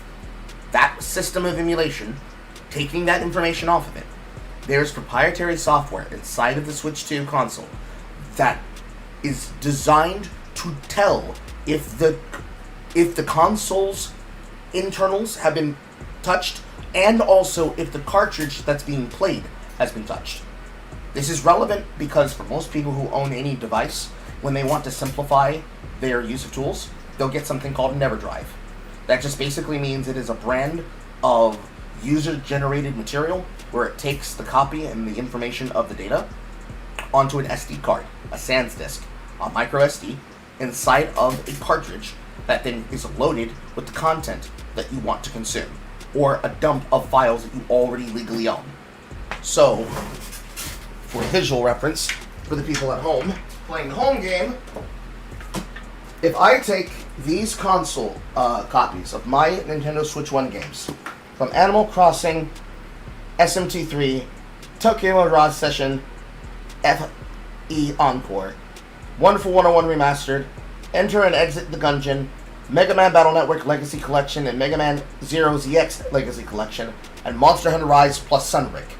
If I take the data of all of these cartridges, and I put them onto an EverDrive rip, and I put that EverDrive rip into my Switch 2, my system will be bricked. Because they have designed it to read for this type of manipulation of data. Not so that, well, not just because it will prevent you from being able to have a secondhand marketplace where you'll buy games from other people, but also the fear that having bought something from GameStop or any other reputable source, Amazon, whatever, even freshly made cartridges from the warehouse for something like a copy of Metroid Dread, if it were to get a Nintendo Switch 2 edition, like any of the Nintendo Switch 2 games got. You put that in your console, and the system reads it as if it is infected malware. It will brick your console. I cannot buy it because of that. I don't want to waste $500 on something that will then be taken from me because Nintendo has to become extremely litigious because of the corporation and marketplace of all of the Chinese scammers infringing on their copyright. There's other reasons that they've done it, but that's the most prescient reason. That's something that they've been forced into. It's the reason why Nintendo wants to put a premium price on a physical cartridge for $10 more, and they were already starting out at $80 or $70 in certain cases. In the launch edition for the Mario Kart game, for Mario Kart World, I believe it was something of an MSRP value of about 110, depending on how you were getting your first day one console. And that's assuming that you weren't amongst any of those owners who were unfortunate enough to have your receipt stapled to your box, and oh, there's a staple straight through the screen of your game. Guess you bought a $500 brick for nothing because the guy stapled it to your shit, amongst other things that happened on the launch. This is a propensity problem that blends into the issue with Pokemon, because now you're not just talking about Nintendo, but Nintendo of Japan, which, as has been explained to me by a native Japanese person, is just Nintendo as a global brand, and Nintendo of America is just an offshoot because Japan does not actually care about your money. It is a drop in the bucket. It is a consistency problem of quality for Nintendo. Despite the fact that they operate in their own sandbox, they are actively pushing people out of the environment. They're pushing them out of the marketplace and out of the sandbox because they are scared of losing copyright, and they are scared of having to become litigious to a point where they have destroyed their own business. Now, for that conversation, I'm gonna have that with the next person who comes on. Anything you want to say before you have to go, Richard? No, thanks for having me on. I didn't understand that. Can you repeat that, please? Thanks for having me on the podcast. No problem. Come back anytime, Richard. Take it.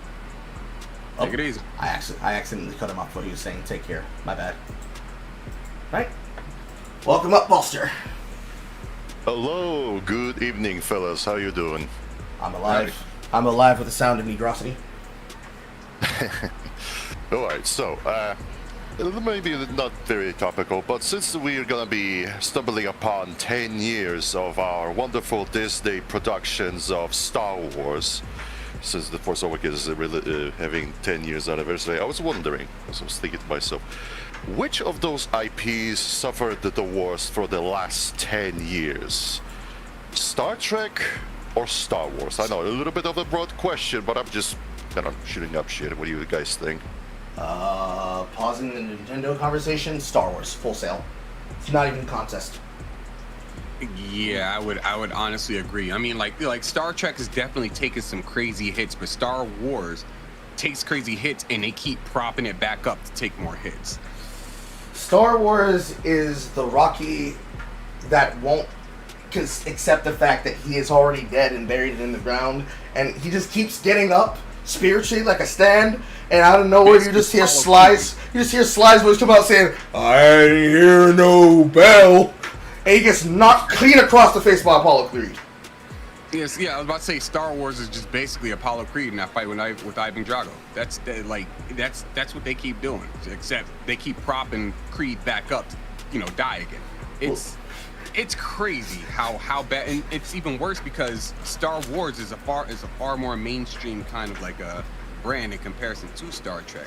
Like Star Trek at least has still some kind of identity, whereas Star Wars, they've forsaken every single character that was any level of important, from even the original to the prequel trilogy. It is a lesser destruction because characters that were already considered verboten to ever touch were given more of a respect and decency, even when they were trying to create those many alternate timelines between the original timeline and then the Chris Pine movie timeline and then the Alex Kurtzman Kelvin timeline, where Kirk is sacred, Spock is sacred. Every version of Kirk and Spock is sacred. Every version of these original characters from the original show is sacred. And most characters living in the vein of the television series, in the case of the New Generations, to Deep Space Nine, to Voyager, and character actors that were important people that then had the influence and the charisma to become exceptional people themselves, to become memes unto themselves, like Barclay, or, I'm forgetting his name, O'Connell, I think. O'Connell sounds about right. Mm-hmm. O'Connell becoming characters in their own right, with their own backstory and legacy, to then be carried on to another show. They are mostly unmolested.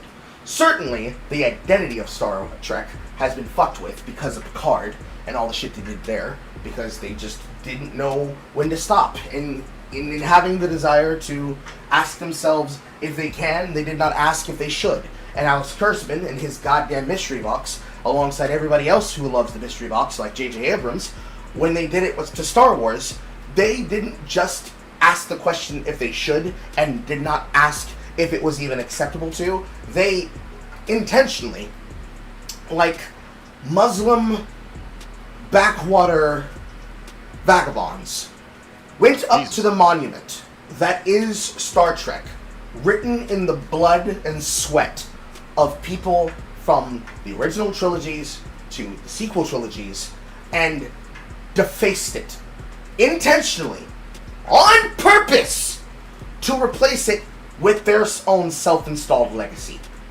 And in their own sequel trilogy, they had disagreements and actual shit-flinging between two auteurs that led to a jumbled mess of a franchise with no cohesion, with no understanding, which then, from the hands of Kathleen Kennedy and the chisel that she put into the hands of those two auteurs, because it was J.J. Abrams versus Rian Johnson, she then took the chisel into her hands personally and decided not only should Star Wars die, but it should die the worst death that any tourist can inflict upon a franchise. We're going to do the same thing to it that we did to Marvel, and that's make it a lifestyle brand. Take your kids to Disney World to experience an over-expensive more than 1,000, it was actually 3,000 something, 3,000 plus fucking Ren Fair event in the universe of Star Wars. Galaxy Cruiser. Bring your kids, bring your mom, bring your grandma. See lightsaber fights while you eat dinner. This is certainly worth over 3,000 of your dollars. Build a lightsaber. Meanwhile, over at Universal Studios, they can be able to build a wand. and then they can use that wand to connect their character to Hogwarts Legacy. They can even be able to get the Elder Wand if they did it early enough. Damn, it seems like while we're suffering, Blabs is fucking eating, isn't she? Because they actually like people spending their money wisely. And then, the entire universe of Star Wars. where should we start? Just go ahead and put up that brand wall of all of those different titles and just treat that shit just like Moon Knight. Just surf through the stars. How about the Bad Batch? How about the Skeleton Crew? How about fucking Ahsoka? How about every single show from the Acolyte onwards? Just keep spinning it. Just keep spinning it until you find one that's good. Secret, none of them are good. There are parts of them that had hope spots in them. And yes, I do mean all, as in even The Mandalorian sucks. Even The Mandalorian sucks. Because... Yes. No, sorry. Go ahead. Okay. The reason why they all suck like this, even The Mandalorian, which started out good, and then it became bad, is for the same reason they will not let characters like Boba Fett fucking die and or retire. Now, don't get me wrong. I love me some of that actor who's known for being the voice of that character. And I love me some Ming-Na Wen. But Lord have mercy, the character of Boba Fett is so ashy and dried out that it's a euphemism for all of Star Wars itself. It needs a moisturizer. And when you have a show that's supposed to feature one of the bounty hunters of all bounty hunters, outside of the lore created by The Mandalorian, when you have this character effectively start negotiating land deals between a Zoomer biker gang, and you have these people doing action scenes that do not make sense, you long for a show like that of Andor. You long for something that gives you some mystery and some entourage and some political espionage, which we received a little bit of that with things like Rogue One, but those were closed in a loop where the story could not have ended any other way. Like, it was always going to be a Bolivian army ending, and that's what gave it an appeal. Even with the character of creating backstory behind Han Solo, you effectively destroy his entire backstory, and not just his, but other characters by proxy. You would be served to do less, not more. And Lando. Fuck Christ. Got Lando out here fucking robots! Normalizing it, man. Listen, I'm good. I'm good on everything that Star Wars has been doing. Like, and it's wild because The Force Awakens was a decent enough start. Like, nobody outwardly, I mean, people did outwardly hate it, but the outcry for better didn't happen until The Last Jedi. Yeah. And even before that, people still lauded Rogue One as the best Disney Star Wars film or just the Disney Star Wars production, I guess you could say, to be created. And then after Rian Johnson did whatever the hell he did to the sequel trilogy, it just got worse and worse and worse and worse and worse, where they went back to the drawing board on old characters and screwed up their backstories. Where like, you know, Obi-Wan, everybody knows from the first movie that Obi-Wan and Anakin had no interaction for 19 years, and now all of a sudden there's a series where they talk to each other and had a fight. Yeah. Like, you're actively destroying lore because you have nowhere else to go with the IP that you knew nothing to do with. You just know it made money. And instead of building on that, you destroyed what came before and then tried to put it back together, like, rebuild. I guess, like, yeah, basically. It's just terrible what they've done. The same thing, I was about to speak. The same thing that is currently happening to Star Wars is what happened to U.S. relations to Tokusatsu. So for that, you can look no further than the AI-generated commercial for the fucking Ninja Kids MMPR crossover that was recently debuted not too long ago, earlier this week. It is in the same vein as Cosmic Fury. For that sentence to make sense, I'm going to have to explain. I will be brief. So, MMPR. It is probably the cornerstone of what most people recognize whenever they see tokusatsu or superhero characters in spandex fighting. The first one would be that. Second one would be DC. Next one would be Marvel. After that, if they're lucky, Image Comics. After that, whatever comic book runs they might remember from their childhood and or TV shows that they watched. When you have a franchise that is known as Power Rangers, the problem you have with that brand is that Mighty Morphin is the most recognizable one. Because for most people, they were in the 90s, or the early 80s into the early, or late 80s into the early 90s, and they remember it as children. So, it doesn't matter if it's a new season, doesn't matter if it's just the Sentai seasons, like the current one running, which is Gozuger, #1 Sentai Gozuger. Please watch it, other than that goddamn AI shit. They recognize all of it as Power Rangers, but none so more than MPR. And the problem here is, it's like if somebody recognizes all of Star Wars as The Last Jedi. That's the problem that Star Wars has right now. It has no core identity that holds together the lore, the legacy, or the universe. Because it was intentionally murdered on purpose. On purpose, it was murdered. But it was differently murdered than other things were murdered on purpose. When they destroyed the legacy, and they disconnected legacy franchise content from the totality of Star Wars, when they disconnected Legends content and made the Disney Star Wars universe their own thing, they created the propensity to bring in people like Rian Johnson that decided that they didn't want to work off the work of other people, kill the past, because he's too lazy to try and take the world building already given to him by J.J. Abrams and ask questions. No, he has a much more important hook that he wants to talk about. So he's going to come into the house and he's going to wreck up the place and destroy it. This is what the Hasbro era did to that franchise. And just like any person who's been stuck on the morning shift coming in after the night shift, you walk in the building and it's like, nigga, who the fuck closed last night? And you have to scramble to do whatever you have to do, because while they were just busy on trying to get the fucking profit, you're now going to have to set up behind them.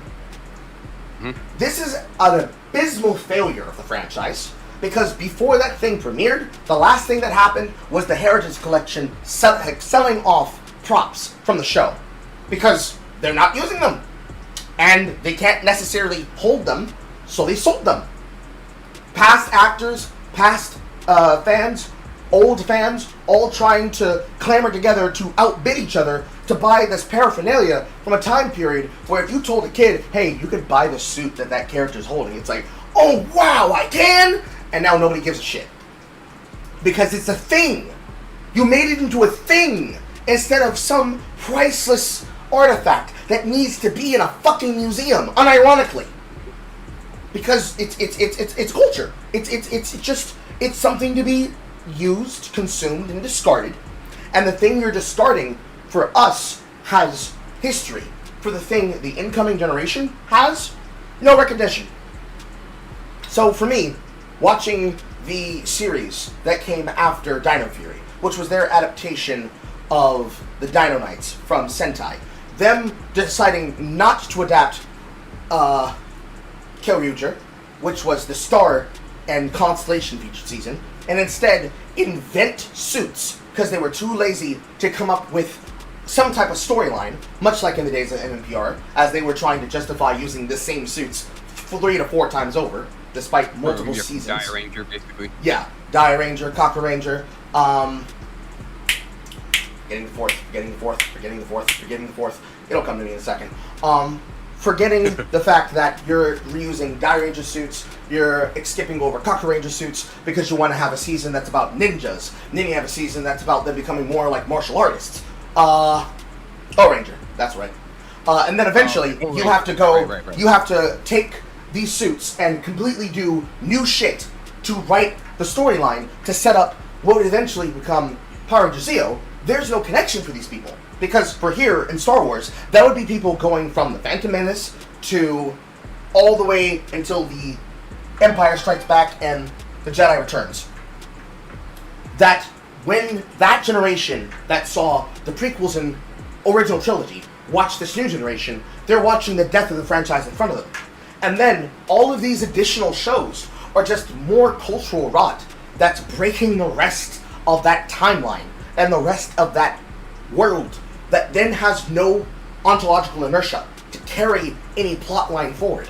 Because even if you wanted to try to make something inside of Star Wars canon that's interesting, it has to come from a place that is not connected to the stewards that have been killing the franchise. Because the content stewards went out of their way to do it on purpose. They lied to Lucas and said they were doing a good job. As far as Lucas is concerned, it's legally out of his hands. He's tired. And now, there are people begging for him to come back. Because it would be better in the dad's hands than in the kid's hands. Because fucking Junior shat the goddamn bed. And unfortunately... More than once. And unfortunately, this is bad for anything, for me, in the tokusatsu sense.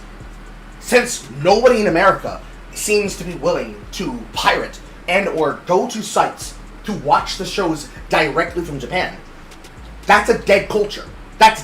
It's not dying, it's dead. They don't know shit. But you put solo leveling in front of these fucking new weeps, they're gonna pretend they understand what the fuck they're talking about. But it's an entirely different language. It's an entirely different era of content, and it's an entirely different era of reference. But as far as they're concerned, it's just memes to them. It's just jokes. Like, it's not a big deal because they don't understand how devastatingly bad it is. So, the example I gave is Muslims destroying statues, which happens all the time. For them, they came across a ruined site. They have no idea what happened. So, something happened, and then nothing ever happens. It's the same as it ever was. Meanwhile, to the rest of us, we might as well be archaeological professors. We know what was destroyed. This is a grand tragedy, and no one's singing its praises more. But ain't nobody give a fuck about that. It's just a bunch of fucking fossils. And that's the problem. Unfortunately. In Star Trek, even though the motherfucker's senile, no one's gonna deny that Jean-Luc Picard or that Stewart is who he is. Like, he could probably get to 99 and people are going to still say, oh my god, Jean-Luc Picard, my goat, he's the goat. And they'll do the same thing for Charles Brooks' character of, I'm forgetting his name, but it's the black one. The one who was the war criminal. Yeah, Cisco. And the same thing for Janeway, and so on, and all the other side characters. Because at least those side characters weren't molested. They invented new characters to molest. And the characters that they did bring back in Picard, just pretend it doesn't exist. They already decanonized Discovery. That's half the reason why it's so goddamn good. They decanonized a dog shit show. They did not keep going forward. They said, pretend it didn't happen. Alright, keep going. That's the caveat. In Star Wars, it doesn't matter if the shit didn't make enough money. They'll say, no, this is great. Let's keep building. We love doing final hour reveals. Actually, let's talk about Darth Bane randomly. And also, Palpatine returned. And also, Dyads. And also, Force Lightning. Also, Palpatine had a family because he had a clone that had a family. Why didn't we find out about this in any of the series? Why wasn't it building towards it? Because there was no consistency. And, if nothing else, removed from both Star Trek and Star Wars, you've got people like Seth MacFarlane, who's a really big fan of the idea of these things, that they created their own shit and made an even better Star Trek. So even if Star Trek never fully recovers, you still got the Orville. That gives you the same, it's the same Star Trek taste, or rather, the same Star Trek feel with a different taste. And it tastes like comedy. Because who needs to see a black woman being engorged by a blob that basically is simulating sex on your stream? Come on, bro. All of these different actors that are a part of mainstream Hollywood in different levels of facepoint, in different situations and scenarios that are comparable to a sitcom. But it's not a sitcom, and it ironically has a lot more heart than any of the shit that either of the franchise are making right now. That's the raw tea, if you really want to talk about it. And it's really sad, because those people who have never watched or understood the hype or the energy behind Star Wars, they're never going to get it. It's like the feeling we all have when we play video games that then get taken offline. They will never truly understand what they missed out on.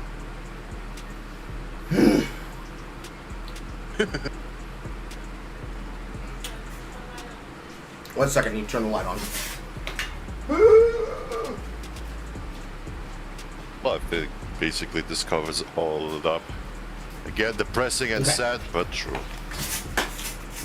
So, was that the only question you had? Well, now basically we've covered almost everything. Yes, good answer. I mean, yeah, I agree. It's quite illuminating when you put it into such a perspective that, yeah, I guess the Star Wars was the one that got it the hardest. And there is no point of recovery at this point because there's no way. I mean, I asked you that like some time ago. I was like, what would you do to somehow recover Star Wars? And you basically said, fire everybody who is in charge of this current IP. Everybody. Yes. No exceptions. Yes, including the people who are responsible for liaison. So Kathleen Kennedy would have to go. The creative director would have to go. The crossover handlers would have to go. Everybody who's in marketing would have to go. Because the lifestyle branding of Star Wars is the thing that's killing it the most. There's lots of stuff killing it, but Star Wars is not a lifestyle brand. You do not need to become a Jedi. It is not appealing to be the Sith. You are reading what is effectively mythology. You're reading and seeing stories that happen in a place similar in culture, but different in lifestyle. And you're supposed to be understanding these people and who they are at their core and giving them the time and space to be what they are. Now, when you do some crazy ass shit like they did in Ahsoka, which is basically have an excuse for Hayden Christensen to come back and just put that thing on one good time and basically whoop his friend's ass on screen for 15 minutes. Well, that's like if you were to bring back the corpse of fucking Jason David Frank and told him, hey, you're going to be another color this time. You're going to have 6 colors to your name. Because the thing that carried those franchises is the characters, the voices, and the intensity that was brought with them. So, without James Earl Jones as the voice of Darth Vader, you do not have the energy of Darth Vader. But Anakin Skywalker, the screen tests, the opinions, the fucking come hither and fuck me eyes of Hayden Christensen, and I don't mean you come to him and fuck, no, you come pick him up by his scrawny ass, tall ass, and carry his ass to the bed. That is who that is, as was various other characters for who they were. Don't matter who it was, original trilogy or this prequel trilogy, they were who they were. There is no universe without those characters.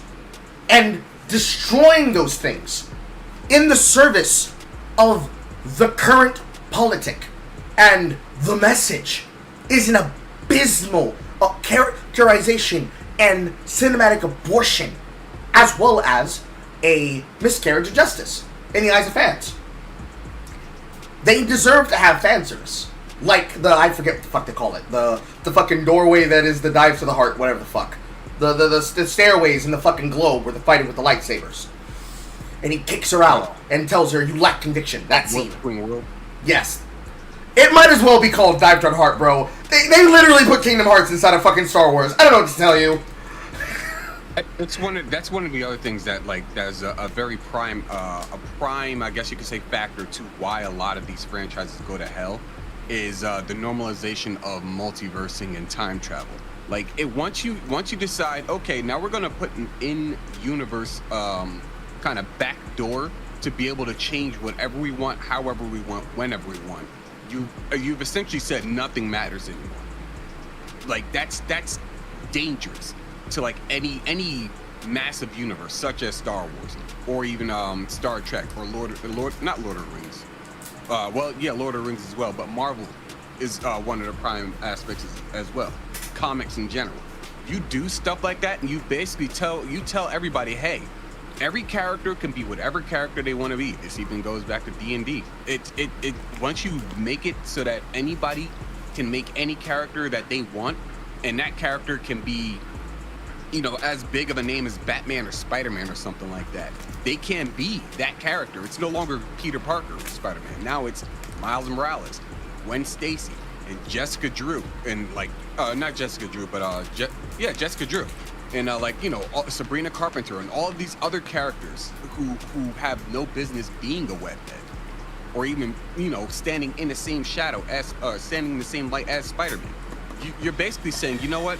Fuck it. It's going to be the character I want it to be, as opposed to the character that was established and that people love. Now, the thing that I have with that, especially when it comes to Mantle characters, I love expanding characters. We would not have examples like Mr. Crash Out Carter Grayson, or Mr. Bring Me Them Hands fucking Wes, or his best friend, Mr. Crash Out number 2, I Can Do Better With You But With Power, Wes, voiced by these actors that have gone on to make careers for themselves.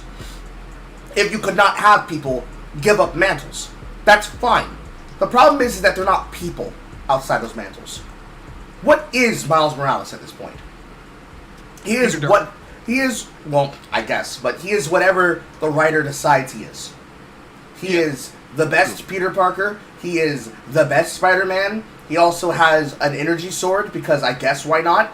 Instead of having the normal type of spider powers that we have associated with Spider-Man over the entirety of his franchise, he has bioelectric based abilities. Take your fucking pick. Insert your headcanon. And he has it. He has a suit because he had a fucking deal made in Insomniac's game with Adidas, just because they wanted to have a different suit for him in the final hour of the game's plot. He's considered the better handler of the mantle because you wrote Peter to be a fucking retard. Yeah. And then, when you take into Beyond and Across the Spider-Verse franchise, the best version I could say this character's ever had, because otherwise he is a what-else character. It's not, here's the story that's going on in the story involving him. It's, what if somebody else was him? Or what if he was somebody else? In the Across the Spider-Verse canon, you're given an example of what you would want that Spider-Man to be. He is somebody who has to learn how the mantle works. He doesn't truly get it, because until it's his Uncle Aaron, it's not personalized to him. When you start threatening what would basically be a better comparison for his Uncle Ben, which wouldn't necessarily be Aaron, but the extension of the plot, threatening to kill his father, because that's what canon dictates, which that's not helpful, that the designers are basically pissing on comic book canon because they don't respect the idea of legacy in and of itself, despite literally making a first film that was all about how important the legacy of Spider-Man is, with the words, it fits eventually, with a digital fucking recreation of the man, the myth, the legend, puppeteering his words through the corpse of his digital archetype. It is all of the worst lame interpretations you could get of that character, including the bitch-ass voice actor. Oh my god, Shameik Moore never talk to women again. Lord have mercy. Oh, yeah. For sure, man. Okay, I know exactly what you're talking about, gross. This simp, basically.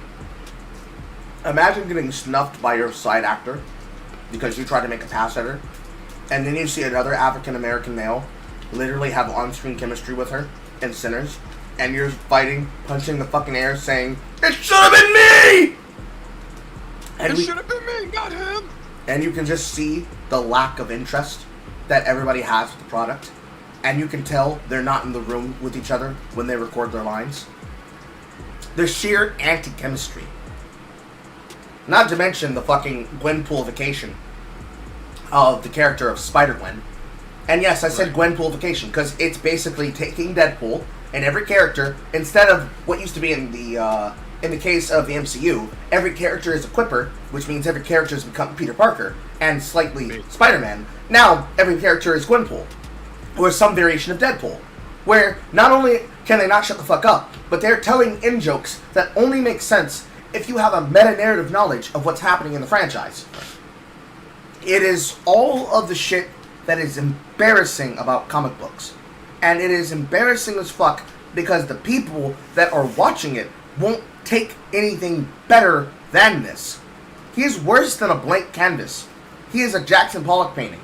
Except the fucking scatterplot is the ideas of the fan base of what he represents.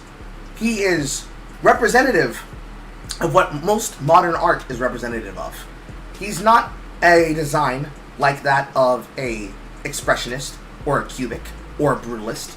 He is a scatterplot of ideas, and the effigy of those ideas then represent whatever you want it to be in the mind of the person, while at the same time representing the exact same hodgepodge as everything else.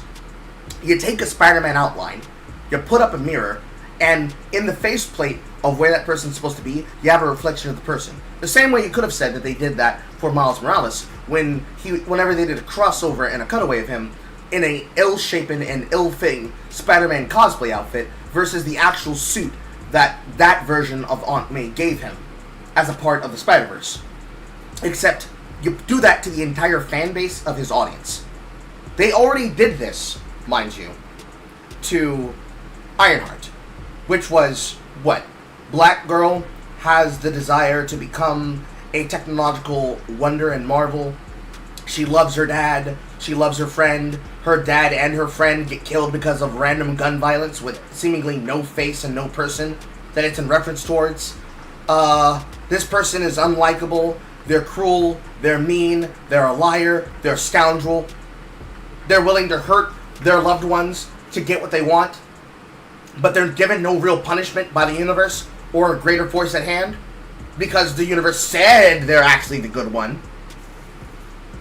Meanwhile, other characters look at them and it's like, nigga, why would I want to be a villain? You're doing this job all on your own. You're doing it so good. What fuck you need me for? You don't need an antagonist. And it's comical that actual people that usually tend to be the death throat or the death nail of most broadcasts, you bring in somebody like Sacha Baron Cohen, to the chagrin of people like the Birdman, saying they would never do that, and that character not only comes off as right, but also smart, because they don't usually like writing them smart, and she unironically creates villains like bringing back Obadiah Stane's son to make him into a technological junkie. Beautiful.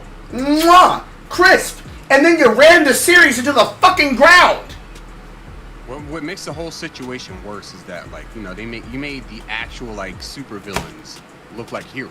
Like, you had Zeke himself.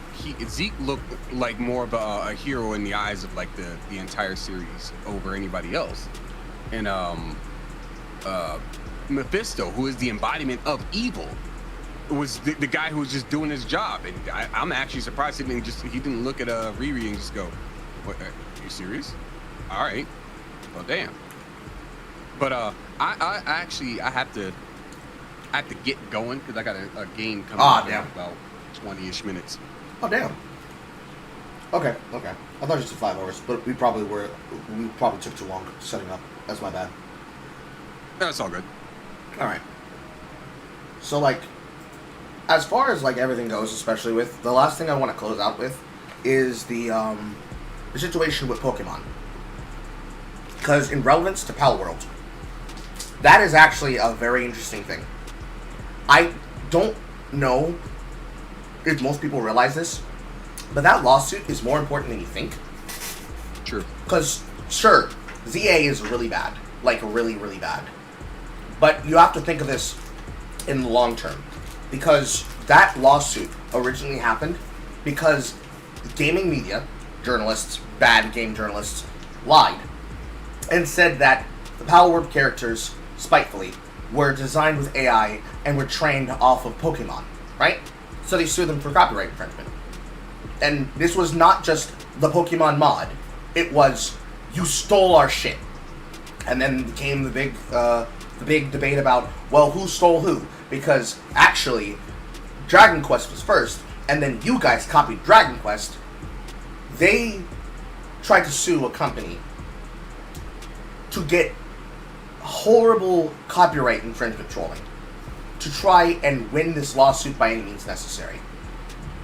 If Pokemon, which is to say the Pokemon Company and Game Freak, and I guess by a larger contingency Nintendo of Japan, which is to say Nintendo the brand, lose that lawsuit against Pocket Bear and Pal World, there will be an ability for you to make your own Pokemon games, because they will have lost the ability to protect the copyright of their characters, because the copyright of their characters are up for grabs because of this. So the fact that the newest game feels like it is a shitpost that is emulating Pal World is so fucking hilarious and funny, but also sad and demeaning, because even then, people are still eating that shit up like slop. Certainly there are those amongst us, sorry Horde, that are buying it because they're just Pokemon fans and they want to play the Pokemon games.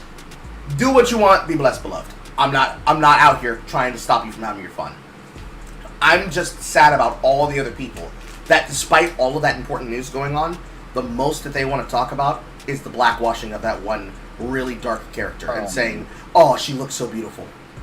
Yeah, I forgot her name. Like, the thing is, the funny thing about it is that I had to reverse image search who she is just to find out what her name was, and I still can't remember her name. Mm-hmm. Like, that's the thing that really bothers me, is that nobody talks about any of the personalities or any characteristics of any of these characters in this game. They just look at a character and go, "Oh, pretty, pretty, pretty." Mind you, that same character whose name still escapes me, she does not have a good design. The palette is the color palette is way off. It's too much pink, and the skin tone is way too dark for like what they're aiming for. Like, it looks very bad, but I'm assuming that that character is just astroturfed to like top position because obvious reasons, being real. Yeah. But my biggest gripe, it's not with the performance, it's not with the existence of next Pokemon slop. It's the Pokemon slop that people willingly dive into and say this is the best thing since the last thing, and it's just like you can get better. It's possible to get better if you learn how to vote with your wallet. You don't have to buy it because it is new. It's possible. Like, you can look at like a lot of Japan. Now, I've seen a lot of comments, especially when it comes to like Scarlet and Violet, the most recent like mainline games. A lot of people are complaining about bugs, crashes, performance issues, bland story. No, like characters have no personality. They don't stand out. Like creepy characters because you're going to a school and it's full of children, and then you got these adults that are dressed up like children as well going to the school as well, like old ass people too. There's so many glaring issues that people just overlook because, you know, Pokemon ain't that bad. No, Pokemon is that bad. It's okay to like it, right? Like, I love the manga. The manga's always good to me.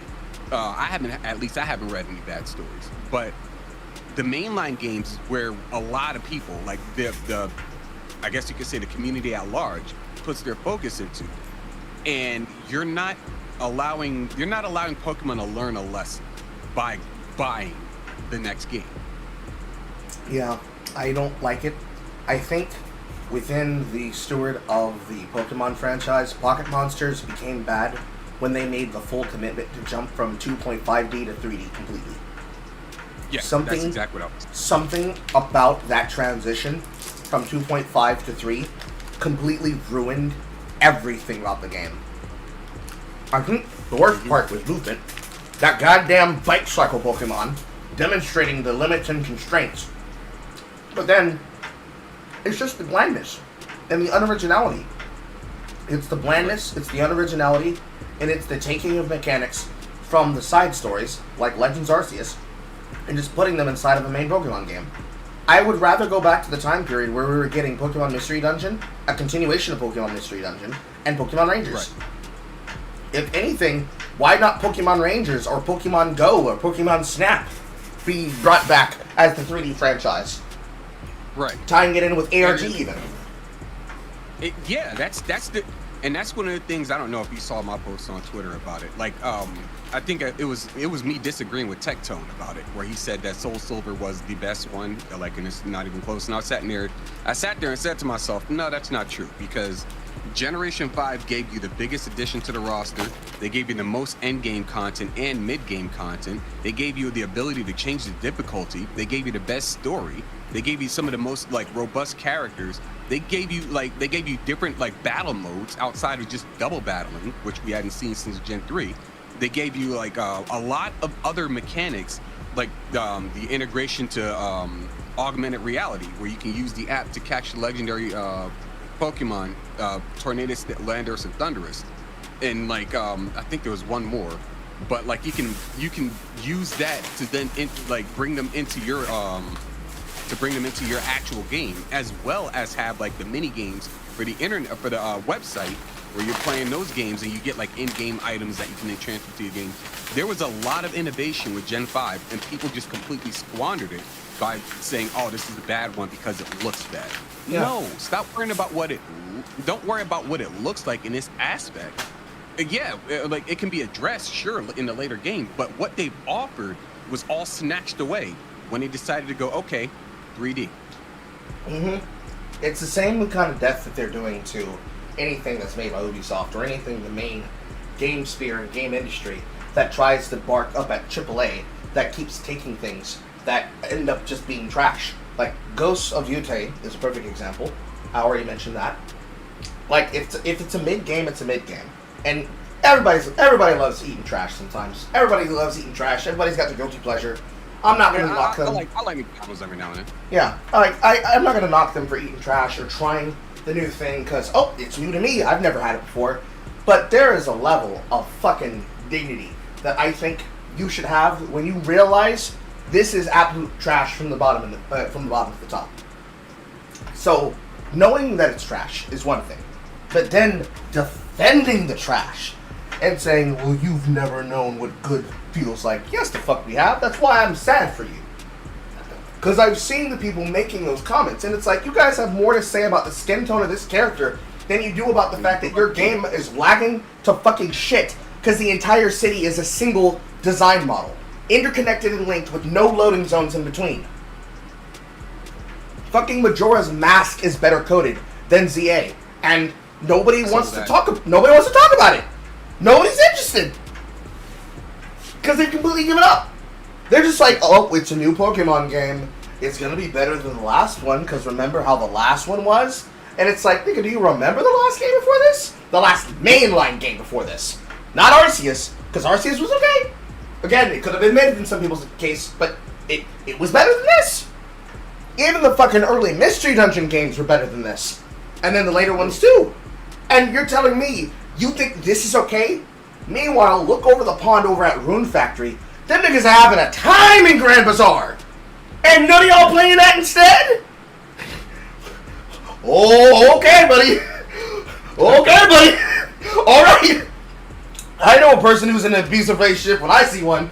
Here's the card, and you call them whenever you need, morning, noon, or night.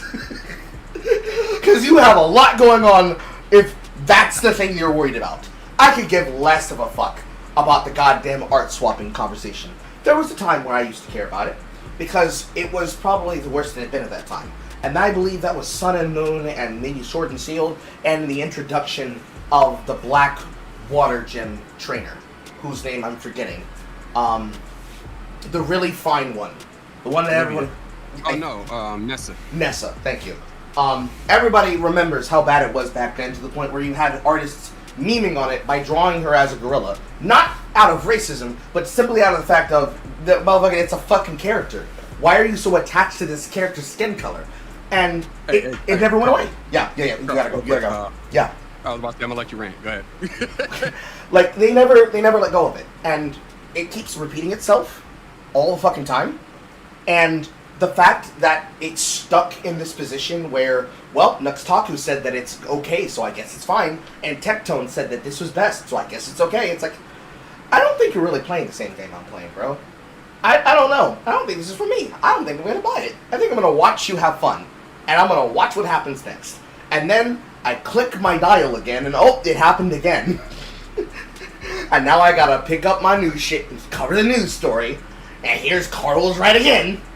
And I have to take the position of being the unhappy one with no fun, because nobody else is willing to admit that these guys are in a abusive relationship with Niantic and the Pokemon Company.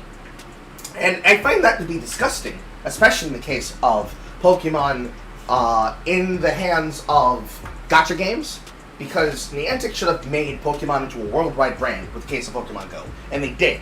And It took one bad joke from a politician to kill that game into the ground. And I see nobody outside doing it anymore. Certainly, I don't think it was just the COVID bump.